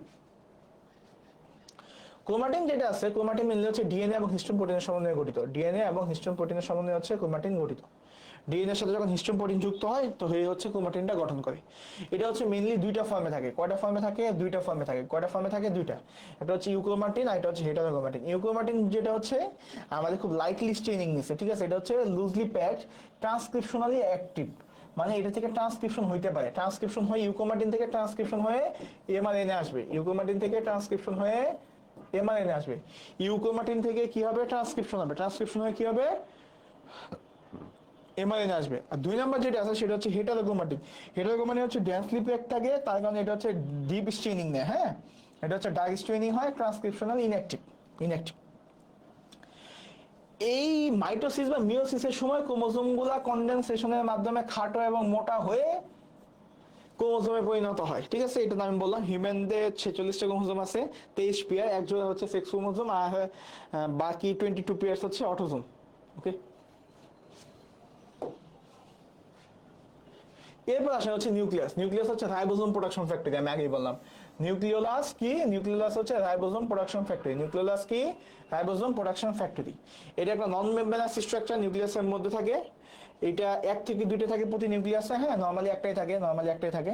এর ভিতরে থাকে হচ্ছে আরএনএ থাকে, রাইবোজোমাল প্রোটিন থাকে, আর রাইবোজোম তৈরি করতে যে এনজাইমগুলো লাগে সেটা থাকে। কি কি থাকে? আরএনএ থাকে, রাইবোজোমাল প্রোটিন থাকে, আর একটা থাকে হচ্ছে রাইবোজোম তৈরি করতে যে এনজাইমগুলো লাগে সেগুলি। তাহলে কি কি থাকলো? আরএনএ থাকলো, রাইবোজোমের প্রোটিনগুলো থাকলো, আরএনএ থাকলো, রাইবোজোমের প্রোটিনগুলো থাকলো, আর এটা হচ্ছে রাইবোজোম তৈরি করতে যে এনজাইম লাগে সেগুলো থাকলো। কাজ কি? ট্রান্সক্রিপশন। হ্যাঁ, রাইবোজোমাল আরএনএ যে তৈরি করে এই আরআরএনএ, ঠিক আছে, এটা কি তৈরি হয়? Ribosomal RNA, rRNA. হ্যাঁ, এই রাইবোজোমাল আরএনএ তৈরি করতে হচ্ছে ট্রান্সক্রিপশন করে থাকে এটা। এরপর হচ্ছে রাইবোজোম সাব ইউনিটগুলো যেটা আছে সেগুলো অ্যাসেম্বলি করে থাকে, আর এটা হচ্ছে সাইটোপ্লাজমে পাঠায় দেয়। ঠিক আছে, আচ্ছা, এই হচ্ছে কথা। রাইবোজোম এখানে তৈরি হয়ে সে ইয়ের মাধ্যমে, ওই পোরের মাধ্যমে হচ্ছে নিউক্লিয়াসে চলে যায়। ওই রাইবোজোমের পরবর্তীতে এমআরএনএ যে আমাদের প্রোটিন তৈরি করে। কথা হচ্ছে যদি নিউক্লিয়াসকে দেখেন, নিউক্লিয়াসটাকে অনেক সময় আমরা ক্যান্সার যদি হয়, ক্যান্সার হলে আপনার সময় হচ্ছে বায়োপসি করতে দিই। কি করতে দেই? বায়োপসি করতে দিই, তাই না? বায়োপসি করি, যেখানে বায়োপসি যেটা যদি আমরা দেখি সেখানে হচ্ছে মাইক্রোস্কোপের নিচে আমরা মূলত সেই ক্যান্সার বা ওই টিউমার সেলটাকে দেখি। হ্যাঁ, ক্যান্সার বা টিউমার সেলটাকে আমরা যখন ওই মাইক্রোস্কোপের নিচে দেখি, তখন আমরা যদি দেখেন কোনো একটা ক্যান্সার সেল হয়, তাহলে হচ্ছে এটা খুব লার্জ এবং প্রিডোমিনেন্ট নিউক্লিয়াই থাকবে। ঠিক আছে, ঠিক আছে, লার্জ ডোমিনেন্ট নিউক্লিয়াই থাকবে, কারণ হচ্ছে হাই প্রোটিন সিনথেসিসের জন্য। ঠিক আছে, হাই প্রোটিন সিনথেসিসের জন্য এটা হবে। তাহলে আপনি যদি ওই মাইক্রোস্কোপের নিচে কোনো সময় দেখা যায় যে ওই সেলটা হচ্ছে নিউক্লিয়াসটা খুব বড় বড় এবং হচ্ছে প্রমিনেন্ট নিউক্লিয়াই আছে, হ্যাঁ, তাইলে আমরা চিন্তা করবো যে এটা একটা ক্যান্সার সেল হতে পারে। এরপর হচ্ছে নিউক্লিয়ার এনভেলাপের যে প্রোটিন আছে, হ্যাঁ, নিউক্লিয়ার এনভেলাপটা মেনলি তৈরি হচ্ছে ল্যামিন্স। আমি দেখাইছিলাম ইন্টারমিডিয়েট ফিলামেন্টস। এখানে ল্যামিন্স যেটা তৈরি করে, ল্যামিন্স যদি হয় তাহলে হচ্ছে এটাতে যদি মিউটেশন ঘটে যায়, এটা যদি ঠিক মতো তৈরি না হতে পারে, তাহলে একটা ইয়া হয়, প্রিম্যাচিউর এজিং সিনড্রোম হয়। Premature aging syndrome, progeria. ঠিক আছে, প্রোজিরিয়া। প্রোজিরিয়া কিছু কেস মানে বাংলাদেশের টিভিতে দেখাইছিল। হ্যাঁ, আচ্ছা, এরপর হচ্ছে নিউক্লিয়ার হাইপারট্রফি। এখানে বলা হয়েছে যে nuclear hypertrophy is a marker of rapidly dividing cell. যে আমি বললাম ক্যান্সার র্যাপিডলি ডিভাইডিং হয়, সেক্ষেত্রে হচ্ছে নিউক্লিয়ার হাইপারট্রফি। হ্যাঁ, বা এখানে লার্জ প্রিডোমিনেন্ট যেটা আছে সেটা দেখতে পাওয়া যায়। আর কি বললাম, ওই নিউক্লিয়ার প্রোটিন যেটা আছে, ওই নিউক্লিয়ার এনভেলপ, সেটা যদি মিউটেশন হয়, হ্যাঁ, তার মানে সেটা যদি ঠিকভাবে তৈরি না হইতে পারে, তাহলে হচ্ছে আমাদের প্রোজিরিয়া নামে একটা ইয়া হইতে পারে। সেটা হচ্ছে ইম্যাচিউর এজিং সিনড্রোম, মানে তেমন কিছু মনে টনে থাকে না, অনেক বয়স্ক দেখা যায়। এটা হচ্ছে আমি দেখাইছিলাম প্রোজিরিয়াতে, আপনারা টিভিতে কেস দেখছেন, আমি বলি শুনেন। এই এরকম আছে না, একটা পরিবারে 3-4 জন হচ্ছে বয়স অনেক কিন্তু খুব ছোট ছোট বাচ্চাদের মতো দেখা যায়, ওটি হচ্ছে আমাদের প্রোজিরিয়া। ওটা হচ্ছে আমাদের প্রোজিরিয়া।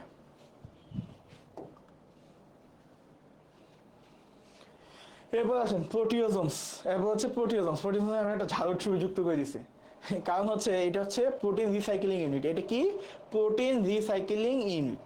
ওকে, আচ্ছা, এটা কি হয়? প্রোটিওজোম হচ্ছে large barrel shape protein complex. হ্যাঁ, large barrel shape protein complex, সেটা হচ্ছে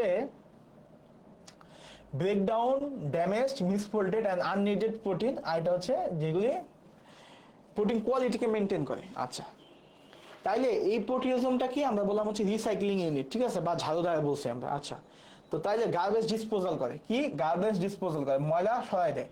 যদি ড্যামেজড, মিসফোল্ডেড বা আননিডেড প্রোটিন থাকে, সেগুলোকে ভেঙে ফেলে। সেগুলিকে কি করে? ভেঙে ফেলে, ব্রেকডাউন করে ডিসপোজ করে দেয় বডি থেকে, এখান থেকে সেল থেকে বের করে দেয় ঘাড়ি দিয়ে। এই যে বের করে দিল, আর তার ফলে হচ্ছে কি করলো? প্রোটিনের কোয়ালিটি মেনটেন করে, প্রোটিনের কোয়ালিটি মেনটেন করে। আচ্ছা, তাহলে প্রোটিওজোম কি হইলো? প্রোটিওজোম হচ্ছে একটা সেলের রিসাইক্লিং ইউনিট। সে কি করে? ড্যামেজড, মিসফোল্ডেড মানে কি প্রোটিনে কিছু ফোল্ডিং আছে, প্রোটিনকে একটা স্পেসিফিক প্রোটিনকে স্পেসিফিক কাজ করতে হলে তার নির্দিষ্ট ফোল্ডে থাকতে হয়।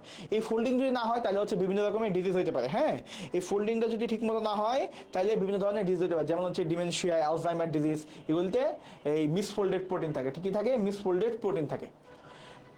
এরপর হচ্ছে এই যে ড্যামেজড, মিসফোল্ডেড এবং আননিডেড প্রোটিন আছে সেগুলোকে ভেঙে ফেলে, তাকে গার্বেজ ডিসপোজাল বলছি। এটা ব্যারেলের মতো দেখতে, অনেকগুলো প্রোটিন সাবইউনিট দিয়ে গঠিত হয়ে থাকে। এটা এটিপি লাগে, ঠিক আছে? কারণ হচ্ছে প্রোটিনকে আনফোল্ড করতে হয়। প্রোটিনকে যখন আমরা এই প্রোটিওজোমে নিব, একটা প্রোটিনকে প্রোটিওজোমে নিতে হচ্ছে প্রোটিনকে আনফোল্ড করতে হয়। তো আনফোল্ড করতে হচ্ছে শক্তির প্রয়োজন হয়। তো আনফোল্ড করতে যে শক্তিটা প্রয়োজন হয় সেটার জন্য হচ্ছে এটিপি লাগে, ঠিক আছে? তখন সেটা আমরা প্রোটিওজোমে দিই, প্রোটিওজোম হচ্ছে এটা ভেঙে বিদায় করে দেয়। দেখেন এখানে একটা কথা বলছি খুব ইম্পর্টেন্ট, এটাও ইম্পর্টেন্ট, এটা মূলত ইউএসএমএল স্ট্যান্ডার্ড পড়া, তবে এটা আপনি জানতে পারেন, এটা আপনার টিচারকে বললে এটা গাইডলাইন আছে হালকা পাতলা দেখলাম আমি। আচ্ছা দেখেন, কথা হচ্ছে এখানে ইউবিকুইটিন, ইউবিকুইটিন নামক একটা প্রোটিন ট্যাগ আছে, ইউবিকুইটিন নামক একটা প্রোটিন ট্যাগ আছে। আচ্ছা, এখন ইউবিকুইটিন প্রোটিন হচ্ছে, দেখেন আমাদের বডিতে তো হাজার হাজার প্রোটিন আছে, এখন কি রাইবোজোম সব প্রোটিন ধরবে আর খাই ফেলবে? এটা কিন্তু সব প্রোটিন ধরবে আর খাবে না, ঠিক আছে? কিছু স্পেসিফিক প্রোটিনকে মারবে। এখন কি বলছি আমরা? একটা হচ্ছে মিসফোল্ডেড প্রোটিন, একটা হচ্ছে প্রোটিন ঠিকভাবে তৈরি হয় নাই, ড্যামেজড প্রোটিন, আর এটা বলছি হচ্ছে আমাদের আননিডেড প্রোটিন। যেই প্রোটিনগুলো লাগবে না আমাদের বডিতে সেই প্রোটিনগুলোতে হচ্ছে ইউবিকুইটিন নামক একটা ট্যাগ লাগাই দেয়। আবার ট্যাগিং এ চলে আসলাম, ইউবিকুইটিন নামক একটা ট্যাগ লাগায়, কি লাগায়? ইউবিকুইটিন নামক একটা ট্যাগ লাগাই দেয়। যেই প্রোটিনের সাথে ইউবিকুইটিন লাগানো থাকে সেই প্রোটিন প্রোটিওজোমে যে ধ্বংস হয়ে যায়, ঠিক আছে? এই যে ইউবিকুইটিনটা থাকে, ইউবিকুইটিন কি হয়? অ্যাটাচড হয় ড্যামেজড or মিসফোল্ডেড প্রোটিনের সাথে একটা ট্যাগ হিসেবে। এরপর হচ্ছে proteins with multiple ubiquitin tag are recognized and destroyed by the প্রোটিওজোম। প্রোটিওজোম যখনই দেখে যে কোনো প্রোটিনের গায়ে ইউবিকুইটিন লাগানো আছে তখনই প্রোটিওজোম ওকে নিয়ে আসে এবং হচ্ছে নিয়ে এসে সেটাকে হচ্ছে ধ্বংস করে ডিস্ট্রয় করে দেয়, ঠিক আছে? এই কাজটা হচ্ছে আমাদের প্রোটিওজোম করে।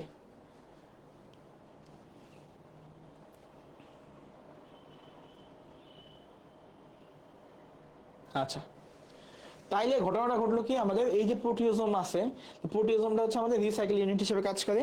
তো আমাদের বডিতে কিন্তু অসংখ্য ধরনের প্রোটিন আছে, সব প্রোটিনকে কিন্তু এই প্রোটিওজোম ধ্বংস করছে না। যে সকল প্রোটিনকে ধ্বংস করতে হবে তাদেরকে একটা ট্যাগ থাকতে হবে। ট্যাগটা কি? ইউবিকুইটিন ট্যাগ। ট্যাগটার নাম কি? ইউবিকুইটিন ট্যাগ। এই যে ইউবিকুইটিন ট্যাগ যদি থাকে তাইলে সেটাকে প্রোটিওজোম ডিস্ট্রয় করবে। হ্যাঁ, এই যে এই প্রক্রিয়াটা, এই প্রক্রিয়াটাকে বলা হচ্ছে ইউবিকুইটিন প্রোটিওজোম পাথওয়ে। এই প্রক্রিয়াকে কি বলে? ইউবিকুইটিন প্রোটিওজোম পাথওয়ে। আচ্ছা, কিছু ক্লিনিক্যাল ইম্পর্টেন্স আছে, যেমন পার্কিনসন ডিজিজ। পার্কিনসন ডিজিজের নাম আপনারা শুনছেন, ইন্টারমিডিয়েটও পড়ছেন বলে আশা করি। পার্কিনসন ডিজিজে হচ্ছে কি হয়? আমাদের অ্যাবনর্মাল মুভমেন্ট হয় অনেক, ঠিক আছে? আচ্ছা, অ্যাবনর্মাল ভলেন্টারি মুভমেন্ট হইতে পারে। হ্যাঁ, এই যে এই অ্যাবনর্মাল ভলেন্টারি মুভমেন্ট যেটা হচ্ছে এটার মূল কারণ হচ্ছে আমাদের কিছু অ্যাবনর্মাল প্রোটিন বিল্ড আপ হয় নিউরনের মাঝে। হ্যাঁ, এখন কথা হচ্ছে নর্মালি যেই ঘটনাটা আমরা দেখতে পাই সেটা হচ্ছে যে যদি কোনো অ্যাবনর্মাল প্রোটিন থাকে সেই প্রোটিনকে তো আমাদের ইউবিকুইটিন প্রোটিওজোম পাথওয়ে মেরে ফেলার কথা, তাই না? যদি ইউবিকুইটিন প্রোটিওজোম পাথওয়ে মেরে ফেলে তাহলে তো আমাদের এরকম মিসফোল্ডেড প্রোটিন অ্যাকুমুলেশন বা জমা হওয়ার কোনো প্রশ্নই আসে না। কিন্তু বিষয়টা হচ্ছে এই পার্কিনসন ডিজিজে ইউবিকুইটিন প্রোটিওজোম পাথওয়ে হচ্ছে লেস অ্যাক্টিভ হয়ে যায়, মানে মোটামুটি ইনঅ্যাক্টিভ হয়ে যায়। তার ফলে কি হয়?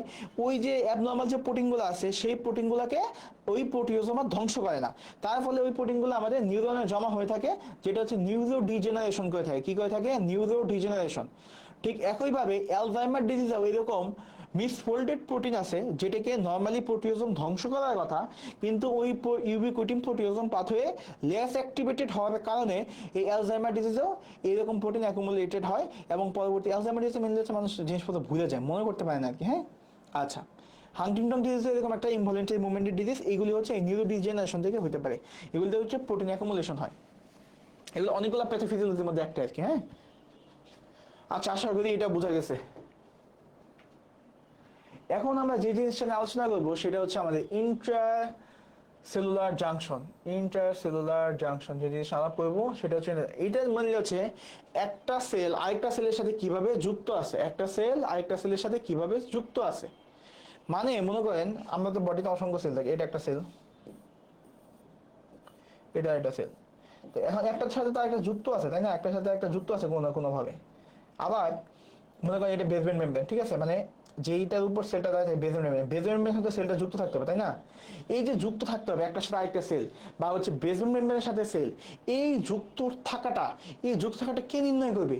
এই যুক্ত থাকাটা নির্ণয় করবে হচ্ছে এই ইন্টারসেলুলার জাংশনগুলো। ইন্টারসেলুলার জাংশন যেগুলো আছে সেগুলো হচ্ছে দুইটা সেলকে টুগেদার ধরে রাখে, হোল্ড সেল টুগেদার, ওকে, স্ট্রাকচারাল সাপোর্ট দেয়।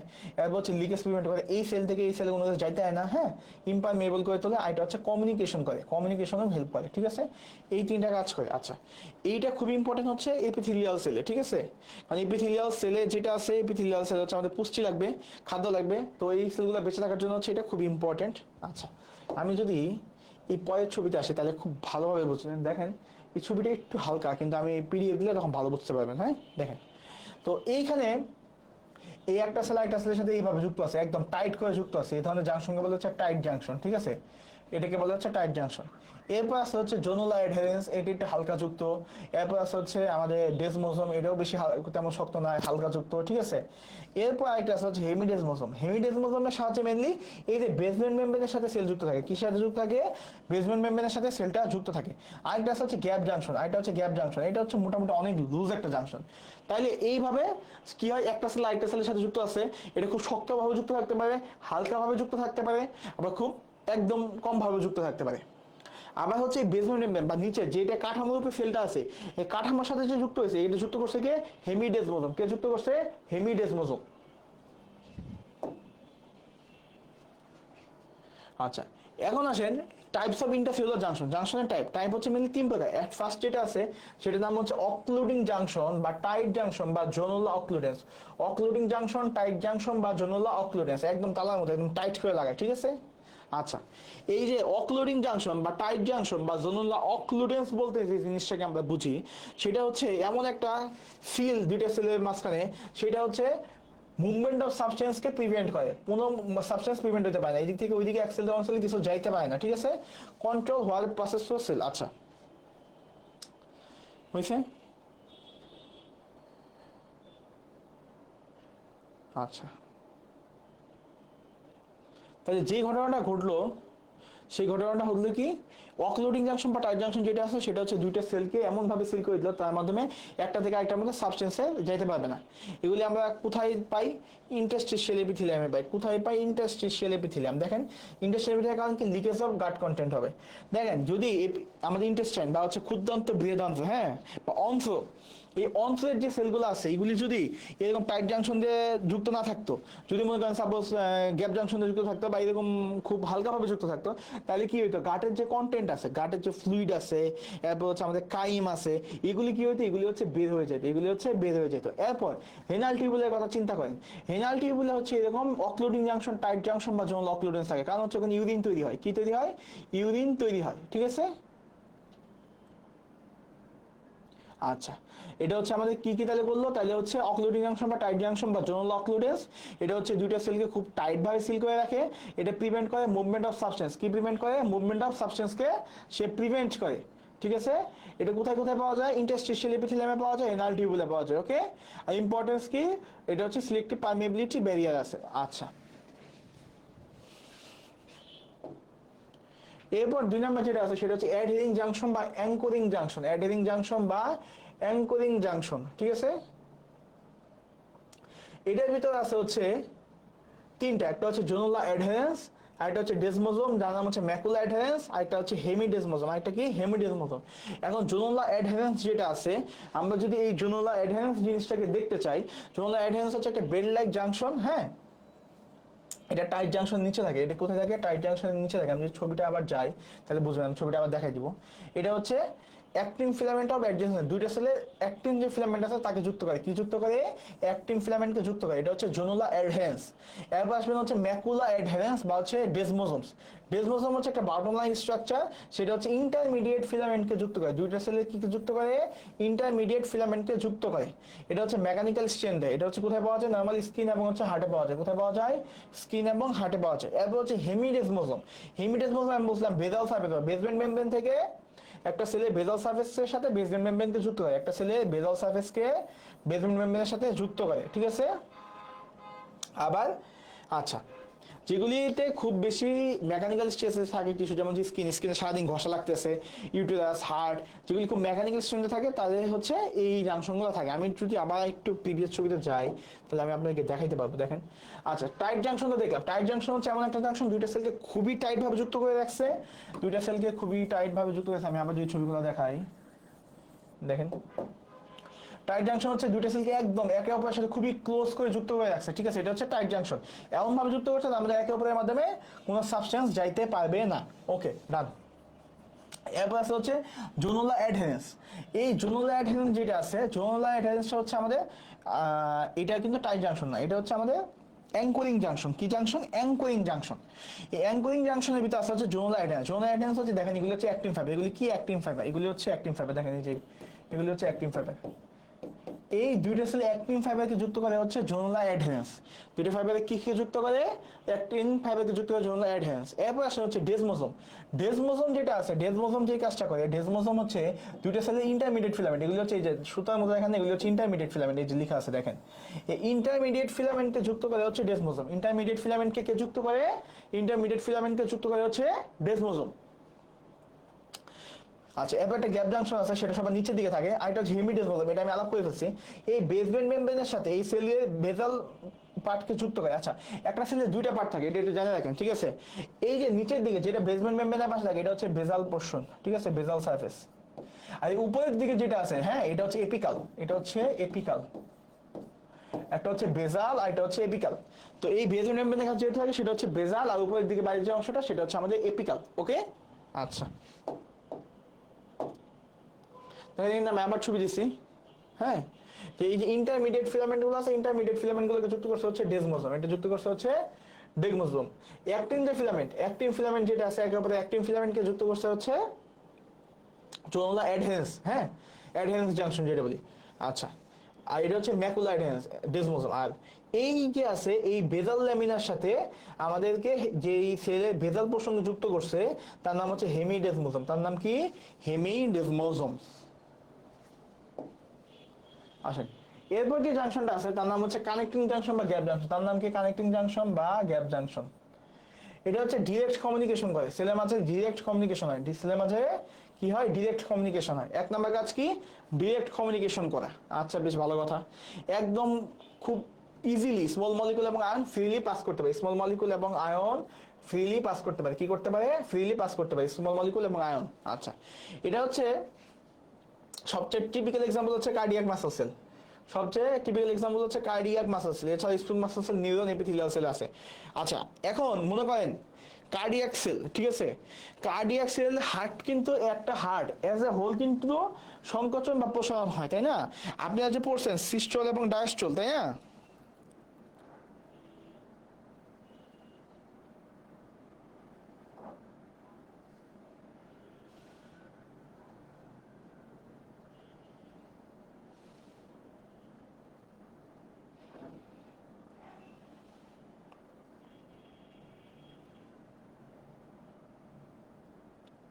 আচ্ছা, তাইলে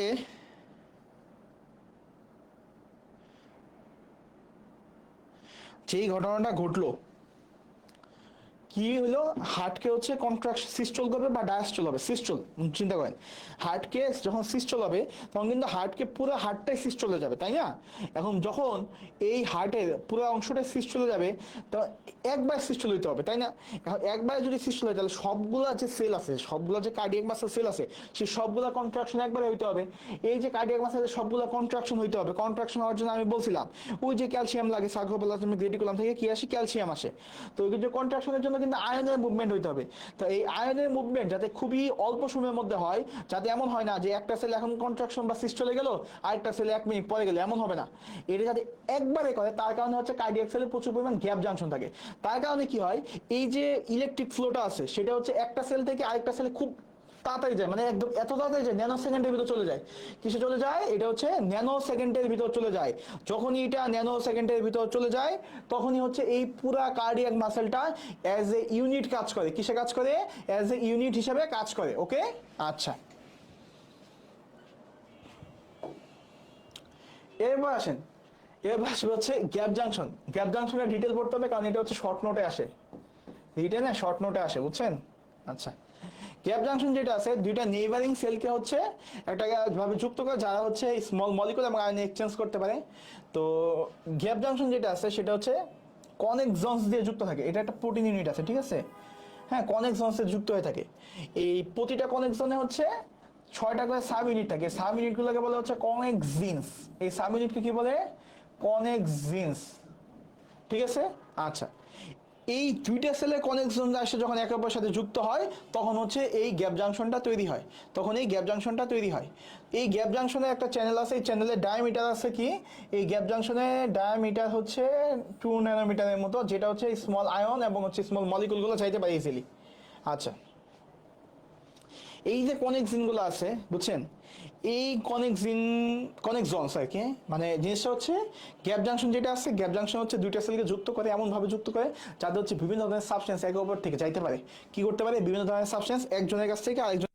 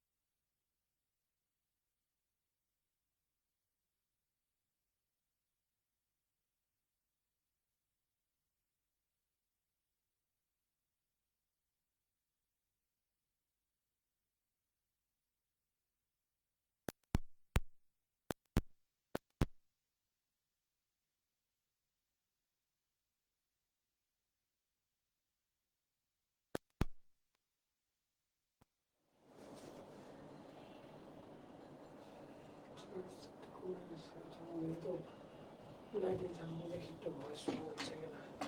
বাস কখন বন্ধ হয়েছে? দেখো তো, দেখো।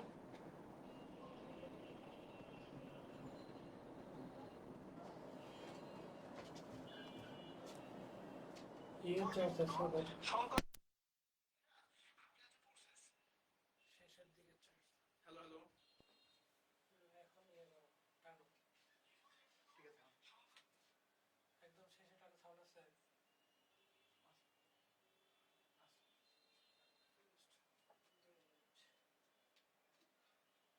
আচ্ছা, মাইক্রোফোনটাতে একটু প্রবলেম আছে, তো আমি আবার এই 1 মিনিট ক্লাস নিচ্ছি, সমস্যা নেই। সমস্যা নেই, যেহেতু একদম নাই, সমস্যা নেই। 3-4 মিনিট। দেন, কাজ করেন।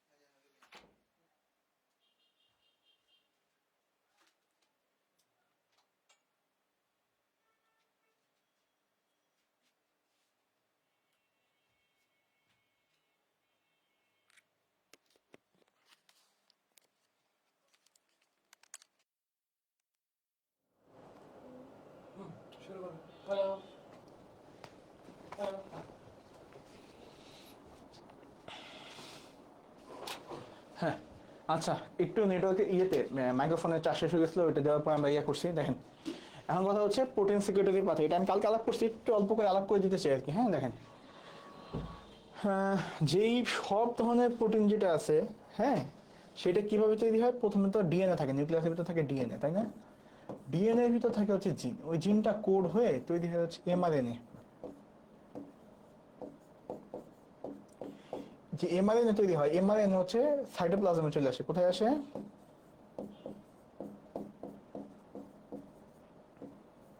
সাইটোপ্লাজমে আসে। সাইটোপ্লাজমে এসে কি করে? রাইবোজোমে যায়। রাইবোজোমে যায় কি করে? ট্রান্সলেশন করে।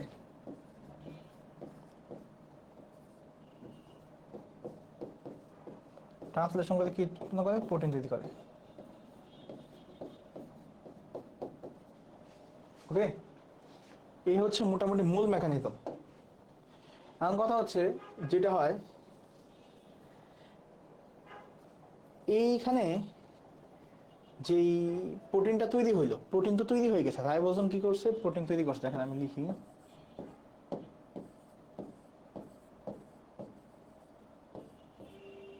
রাইবোজোম কি করছে?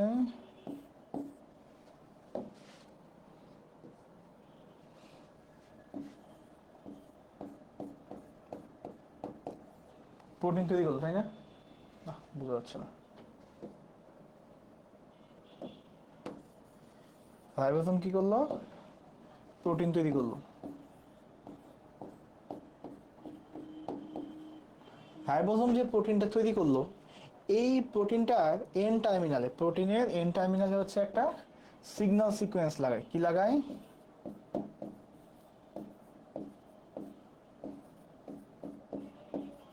এই সিগন্যাল সিকোয়েন্স কি যুক্ত হয়? প্রোটিনের সাথে যুক্ত হয়। এই সিগন্যাল সিকোয়েন্সটা বলে দেয় যে এই তুমি এন্ডোপ্লাজমিক রেটিকুলামে থেকে, হ্যাঁ, যাচ্ছে। এখন ওই রাইবোজোম থেকে যে তৈরি হইলো, রাইবোজোম থেকে এই প্রোটিনটা চলে যাবে হচ্ছে আমাদের এই এন্ডোপ্লাজমিক রেটিকুলাম হয়ে গলজি অ্যাপারেটাসে যাবে আর কি, বুঝছো? এই জন্য এই সিগন্যাল সিকোয়েন্সটা বলে দেয় যে তুমি কোথায় যাবা, ঠিক আছে? একটা সিগন্যাল সিকোয়েন্স লাগে আর কি। তাহলে রাইবোজোম হলে, রাইবোজোম থেকে প্রোটিন তৈরি হলে, প্রোটিন থেকে হচ্ছে সিগন্যাল যুক্ত হয়েছে। এখন এই যে আছে, হ্যাঁ, একটা আছে এসআইপি, রাইবো নিউক্লিয় প্রোটিন ইন সাইটোসোল। হ্যাঁ, এসআইপি যেটা আছে, এসআইপি হচ্ছে signal recognition particle. Signal recognition particle, ঠিক আছে? দেখো ঘটনাটা কি করছে। তাহলে আমরা আগের ধাপে কি পাইছি? আগের ধাপে পাইছি হচ্ছে সিগন্যাল সিকোয়েন্স যুক্ত করা প্রোটিন, তাই না? এই যে সিগন্যাল সিকোয়েন্স যুক্ত হওয়া প্রোটিন পাইছি, এই প্রোটিনটা তো আমাদের কোথায় আছে? সাইটোসোলে আছে। কোথায় আছে? সাইটোসোলে আছে। এরপর যে ঘটনাটা ঘটবে, এই প্রোটিনটা যখন সাইটোসোলে আসে, তখন এই এসআরপি প্রোটিনটা আছে, যেটা আছে সিগন্যাল রিকগনিশন পেপটাইড, এটা তো সাইটোপ্লাজমে আছে। এটা এসে কি করবে? এই সিগন্যাল সিকোয়েন্স আর রাইবোজোমের সাথে যুক্ত হবে হচ্ছে এসআরপি। এসআইপি যেটা আছে সিগন্যাল রিকগনিশন সেটা কি করবে? ট্রান্সলেশনকে বন্ধ করে দেয়। মানে ট্রান্সলেশন তো, মানে প্রোটিনের ট্রান্সলেশন একসময় চলতেই থাকে, তো ওটা যখন শেষ হয়, শেষ করার ক্ষেত্রে এসআইপি একটা ভূমিকা আছে। তো শেষ করার পরে হচ্ছে এটাকে, এই এসআইপি যখন যুক্ত হয়, এসআইপি এটা পাঠাই দেওয়া হচ্ছে এন্ডোপ্লাজমিক রেটিকুলাম হয়ে গলজি অ্যাপারেটাসের দিকে, ঠিক আছে? এন্ডোপ্লাজমিক রেটিকুলামে মেমব্রেনে। ওকে, বুঝা গেছে? আচ্ছা, এরপরে ঘটনাতে দেখি কি হইলো। তাইলে এখন কি পাইলাম আমরা? এখন যে প্রোটিনটা পাইছি সেটা হচ্ছে এস আর পি যুক্ত প্রোটিন, প্রোটিন সাথে হচ্ছে সিগন্যাল সিকোয়েন্স সহ,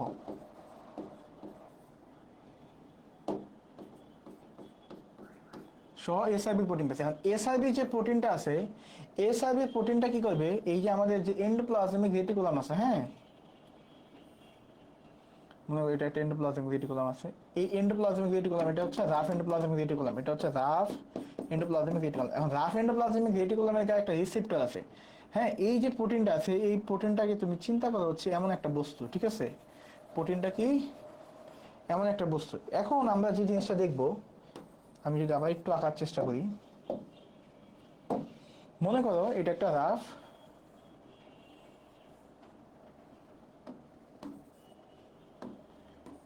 হ্যাঁ, এটা একটা হচ্ছে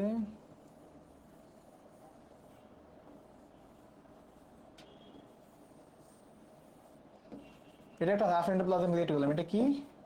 রাফ এন্ডোপ্লাজমিক রেটিকুলাম। ঠিক আছে, এই রাফ এন্ডোপ্লাজমিক রেটিকুলামে একটা রিসেপ্টর আছে, দেখো এই এরকম একটা রিসেপ্টর থাকে। ঠিক আছে, এই রিসেপ্টরটা চেহারা হচ্ছে আবার এমন দেখতে। দেখো আমি লাল কালার দিয়ে যে জিনিসটা আঁকলাম না, এটা হচ্ছে রিসেপ্টর। এই রিসেপ্টর নাম হচ্ছে এসআরপি রিসেপ্টর। এর নাম কি? SRP receptor. রিসেপ্টর হচ্ছে রিসিভ করবে। এখন এসআরপি রিসেপ্টর যেটা আছে, হ্যাঁ, এই এসআরপি রিসেপ্টরটা হচ্ছে এর সাথে বাইন্ড করবে, বাইন্ড করে এই জিনিস যেটা আছে, হ্যাঁ, এই যে এই জিনিসটা আছে এটা এখানে চলে আসবে, এখানে এসে লাগবে। এটা লাগার ফলে বিষয়টা কি হবে? বিষয়টা তখন দেখতে অনেকটাই এমন হবে, দেখো এসআরপি রিসেপ্টরের সাথে লাগবে। ঠিক আছে,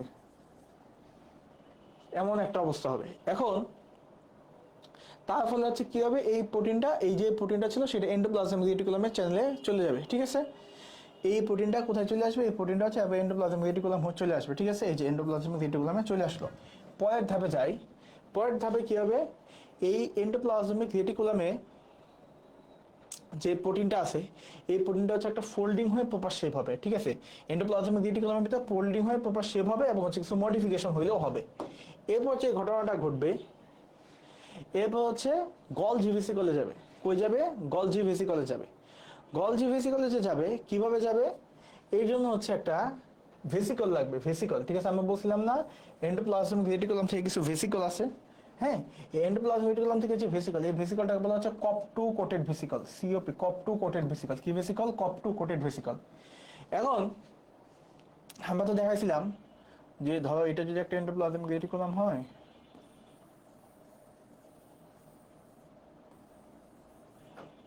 এটা এন্ডোপ্লাজমিক রেটিকুলাম। এখন এন্ডোপ্লাজমিক রেটিকুলামের ভিতর ধরো এখানে একটা প্রোটিন আছে।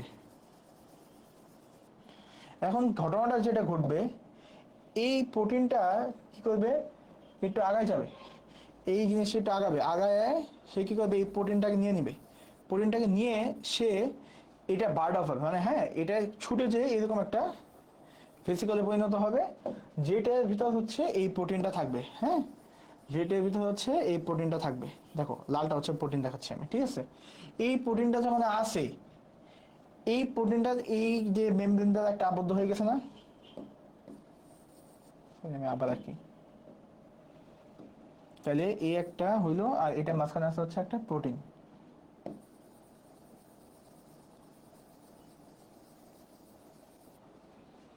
ঠিক আছে, এখন এই যে প্রোটিনটা থাকলো, এই যে ভেসিকলটা আছে, হ্যাঁ, এই ভেসিকলটা হচ্ছে এই এন্ডোপ্লাজমিক রেটিকুলামের থেকে বার্ড অফ হয়ে গেছে, মানে খুলে গেছে। হ্যাঁ, খুলে যায় হচ্ছে এরকম একটা ভেসিকল তৈরি করছে।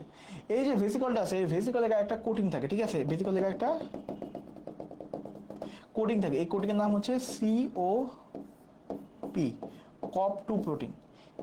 বিভিন্ন ধরনের প্রোটিন আছে, একটা আছে কপ ওয়ান প্রোটিন আছে, কপ টু আছে, ক্লেকসিন প্রোটিন আছে, এরকম বিভিন্ন ধরনের প্রোটিন আছে। তো এরকম কপ টু একটা প্রোটিন থাকে, কি থাকে? এরকম কপ টু নামে একটা প্রোটিন থাকে। এই যে কপ টু প্রোটিন থাকে, এই কপ টু প্রোটিনের কাজ হচ্ছে, কপ টু প্রোটিনের কাজ হচ্ছে এন্ডোপ্লাজমিক রেটিকুলাম থেকে গলজি অ্যাপারেটাসে নিয়ে যাওয়া। কোথায় নিয়ে যাওয়া? গলজি অ্যাপারেটাসে নিয়ে যাওয়া। এটা হচ্ছে আমাদের কপ টু প্রোটিনের কাজ। আবার কপ ওয়ান যে প্রোটিন আছে, ও আবার অন্য কাজ করে। তাহলে এই কপ টু প্রোটিন যেটা আছে সেটা হচ্ছে ফরওয়ার্ড বা এন্টারোগেট ট্রান্সপোর্ট করে, ফরওয়ার্ড বা এন্টারোগেট ট্রান্সপোর্ট করে। ঠিক আছে, আচ্ছা, এরপর যে ঘটনাটা ঘটলো, গলজি অ্যাপারেটাসে চলে আসলো। গলজি অ্যাপারেটাসে এসে কি হইলো? গলজি অ্যাপারেটাসে প্রোটিনটা ফার্দার মডিফিকেশন হইলো। ওই যে গলজি মডিফিকেশন আমি পড়াইছি, খুব ভালোভাবে পড়াইছি। O modification, N linked oligosaccharide modification পড়াইছি, ম্যানো 6-ফসফেট মডিফিকেশন পড়াইছি, আইসেল ডিজিজ পড়িয়েছি। তো এইগুলি হওয়ার পর সেটা হচ্ছে ওই যে লেভেলড হয়ে একটা ডেস্টিনেশন হলো। ওই যে পড়াইছিলাম না, যেমন শর্টে স্টোর লেভেল হলো। লেভেল যেমন হচ্ছে কি, মনো 6-ফসফেট যদি হয়, মনো 6-ফসফেট যদি যুক্ত থাকে তখন সেটা কই যাবে? এটা যাবে হচ্ছে লাইসোসোমে। যদি মনো 6-ফসফেট যুক্ত হয় তাহলে যাবে হচ্ছে লাইসোসোমে, তাই না? এরকম ভাবে আছে, তিনটা জায়গায় যেতে পারতো, লাইসোসোমে, সেলে মেমব্রেনে, এক্সোসাইটোসিস হওয়ার জন্য, আরেকটা হচ্ছে এই তিনটা জায়গায় যেতে পারতো, প্লাজমা মেমব্রেনে যেতে পারতো। তো এখন যে ঘটনাটা ঘটলো, তাইলে এখানে গলজি অ্যাপারেটাসে গেল, গলজি অ্যাপারেটাস থেকে এই ট্যাগিং হলো। আচ্ছা, এই ট্যাগিং হলো কিসে? সিক্রেটরি ভেসিকলে। ঠিক আছে, আচ্ছা, এখন এই ডেস্টিনেশনের উপর ভিত্তি করে হচ্ছে আরেক ধরনের কোড থাকতে পারে। এক ধরনের কোড আছে ক্যাথলিন কোড, আমি এটা পরে আলাপ করতেছি তোমাদের সাথে। দেখো, এখন যেটা আছে, এই ভিসিকল যেটা আছে সেটা মাইক্রোটিবিউলের সাহায্যে হচ্ছে প্লাজমা মেমব্রেনে চলে গেল, এবার প্লাজমা মেমব্রেনের সাথে এই এক্সোসাইটোসিসের মাধ্যমে বডি থেকে বের হয়ে গেল। এখানে আমি একদম খুব সহজ করে আসি একটা পেজে। এই জিনিসটা যদি আমি একটা আইকে দেখাইতে চাই, আইকে দেখাইলে বুঝবা। দেখো কি হয়, প্রথমে হচ্ছে রাইবোসোম যেটা আছে, হ্যাঁ, আমাদের এমআরএনএ হচ্ছে তৈরি হলো। প্রথমে হচ্ছে আমি এখান থেকে আসি, first of all DNA. DNA থেকে কি তৈরি হয়েছে? এমআরএনএ। এমআরএনএ থেকে কি তৈরি হয়েছে? প্রোটিন। প্রোটিন কে তৈরি করছে? কোথায় হয়েছে? রাইবোসোমে হয়েছে। কোথায় তৈরি হয়েছে প্রোটিন? রাইবোসোমে তৈরি হয়েছে প্রোটিন। এরপর যে প্রোটিনটা আছে, হ্যাঁ, এরপর এই প্রোটিনটা রাইবোসোমে যখন তৈরি হলো, এই প্রোটিনের সাথে একটা জিনিস যুক্ত হলো, তখন হলো প্রোটিন প্লাস এসআরপি, তাই না? এই প্রোটিন প্লাস এসআরপি যখন যুক্ত হলো, এই জিনিসটা এসআরপি যুক্ত হওয়ার পরে, হ্যাঁ, কি হবে? এসআরপিটা যাবে হচ্ছে এন্ডোপ্লাজমিক রেটিকুলামে। এন্ডোপ্লাজমিক রেটিকুলামে এসআরপি রিসেপ্টরের সাথে যুক্ত হয়ে এন্ডোপ্লাজমিক রেটিকুলামে যাবে। এন্ডোপ্লাজমিক রেটিকুলামে মডিফিকেশন হবে, মডিফিকেশন হয়ে একটা কোড তৈরি হবে, কোডের নাম হচ্ছে কপ2। এই কোড যুক্ত হবে, কোড যুক্ত হয়ে চলে যাবে হচ্ছে গলজি অ্যাপারেটাসে।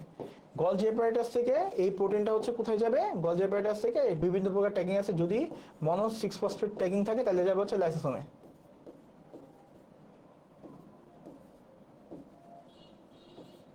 ওকে, আচ্ছা। এরপর লাইসোসোম থেকে লাইসোসোমে থাকবে। আবার যদি অন্য জায়গায় যায় তাহলে একটা এক্সোসাইটোসিস হবে। এক্সোসাইটোসিসের জন্য যদি যায় তাহলে হচ্ছে সেল থেকে বের হয়ে যাবে। আচ্ছা, এরকম ভাবে হইতে পারে, এটা আশা করি সবাই ক্লিয়ার। এখন এই কোটেড ভেসিকলটা হচ্ছে একটা হচ্ছে কপ2 বললাম, ঠিক আছে? এটা হচ্ছে কপ2। কপ2 যেটা আছে সেটা হচ্ছে এন্ডোপ্লাজমিক রেটিকুলাম থেকে গলজি অ্যাপারেটাসে যায়, ঠিক আছে, নিউলি মেড প্রোটিন। আর কপ1 হচ্ছে উল্টা কাজ করে, গলজি অ্যাপারেটাস থেকে এন্ডোপ্লাজমিক রেটিকুলামে যায়। কই যায়? গলজি অ্যাপারেটাস থেকে এন্ডোপ্লাজমিক রেটিকুলামে যায়। এটা হচ্ছে রেট্রোগ্রেড বলা হয়, রেট্রোগ্রেড বলা হয়, ঠিক আছে?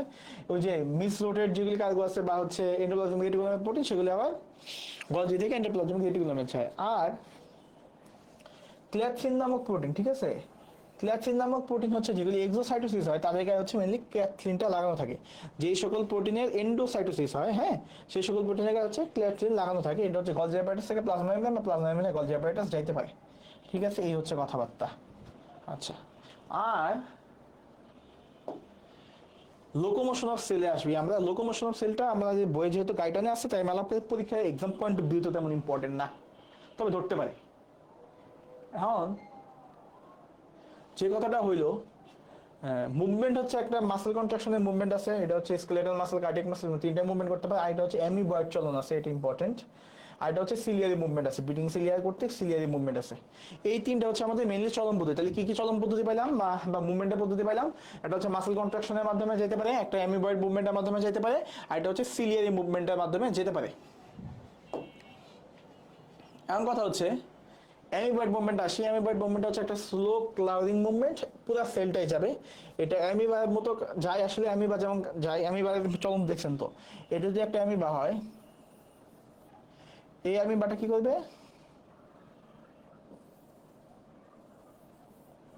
এই সামনের দিকে আগায় যাবে, তাই না? এইদিকে একটা সিউডোপোডের মতো তৈরি করবে, হ্যাঁ, সিউডোপোডিয়াম তৈরি করবে। সিউডোপোডিয়াম তৈরি করে সামনের দিকে আগায় যাবে, তাই না? দ্বিতীয় অবস্থানে যখন দেখবেন তখন হচ্ছে সেটা দেখবেন এইরকম হয়ে গেছে, ঠিক আছে? এইভাবে হচ্ছে অ্যামিবয়েড চলন দেখা যায়, ঠিক আছে? কি ধরনের চলন দেখা যায়? অ্যামিবয়েড চলন দেখা যায়, এটি সিউডোপোডিয়াম তৈরির মাধ্যমে চলাচল করে। এরপর দেখেন কি হয়, ফার্স্টে হচ্ছে একটা সিউডোপোডিয়াম তৈরি হয়, যে একটা আকার যে সামনের দিকে তুলে দিল, তারপর সেলটা এমন ছিল, এটা নিজে একটু সামনের দিকে আগাই দিল, তারপর হচ্ছে আর একটু সামনের দিকে আগাই দিল, এরকম করলো, হ্যাঁ। এই জায়গাতে এই জিনিসটা হচ্ছে সিউডোপোডিয়াম বলা হয়। কি বলা হয়? সিউডোপোডিয়াম। সিউডোপোডিয়াম ফর্মে টিস্যুর সাথে যুক্ত হয়, অ্যাক্টিভ মায়োসিন ইন্টারঅ্যাকশন করে কন্ট্রাকশন হয়, এরপর হচ্ছে সেল সামনের দিকে চলে যায়, হ্যাঁ, এটিপি ইউজ করে সেল ফরওয়ার্ডের দিকে চলে যায়, ঠিক আছে? আচ্ছা, দেখেন যে ঘটনাটা ঘটতেছে এখানে বুঝলে আপনি খুব ভালোভাবে বুঝতে পারবেন।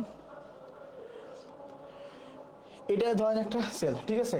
এটা কি করে? প্রথমে আমাদের এই সামনের দিকে একটা প্রবৃদ্ধি বা একটা বার্ডের মতো সৃষ্টি করে, এটা সিটোপোডিয়াম, একটা ফলস ফুটের মতো সৃষ্টি করে, সিটোপোডিয়াম সৃষ্টি করে, ঠিক আছে। তো এই যে সিটোপোডিয়াম সৃষ্টি করে, সিটোপোডিয়াম সৃষ্টি করে সে সামনের দিকে যায়, ঠিক আছে, সামনে দিকে যায়। আবার সে হচ্ছে এই যে দেখেন মুভমেন্ট অফ সেল সামনের দিকে যায়, এরপরের ধাপে হচ্ছে সে আরেকটু সামনে চলে যাবে, জাস্ট লাইক অ্যামিবার মতো চলুন, হ্যাঁ। আচ্ছা, এদিকে হচ্ছে রিসেপ্টরের সাথে, এই যে সেলের সাথে বলছিলাম সিটোপোডিয়াম যে যুক্ত, সেলের সাথে বাইন্ড করে, এই যে রিসেপ্টরের সাথে বাইন্ড করছে সিটোপোডিয়ামটা, হ্যাঁ, বাইন্ড করে হচ্ছে সামনের দিকে আগে গেছে। আর এখানে হচ্ছে এন্ডোসাইটোসিস, মানে সেল যে কিছু জিনিসপত্র হচ্ছে নিচে বাইরে থেকে, সেটা হচ্ছে এন্ডোসাইটোসিস, আর যেগুলি ছেড়ে দিয়েছে সেটা হচ্ছে এক্সোসাইটোসিসের কথা বলা হয়েছে। এই হচ্ছে আমাদের অ্যামিবয়েড মুভমেন্টের বেসিক কথাবার্তা। এখানে আমি একটা ছবি দিয়েছি, দেখেন এটা একটা অ্যামিবয়েড, মনে করেন এটা একটা আইবিস, এটা ফার্স্টে এই কন্ডিশনে ছিল, ফার্স্টে হচ্ছে এই কারণে সে দেখেন এই মাথাটা হচ্ছে একটু চোখা করে সামনের দিকে বাইক করে দিচ্ছে, এটা হচ্ছে সিউডোপোডিয়াম, এটা হচ্ছে সিউডোপোডিয়াম।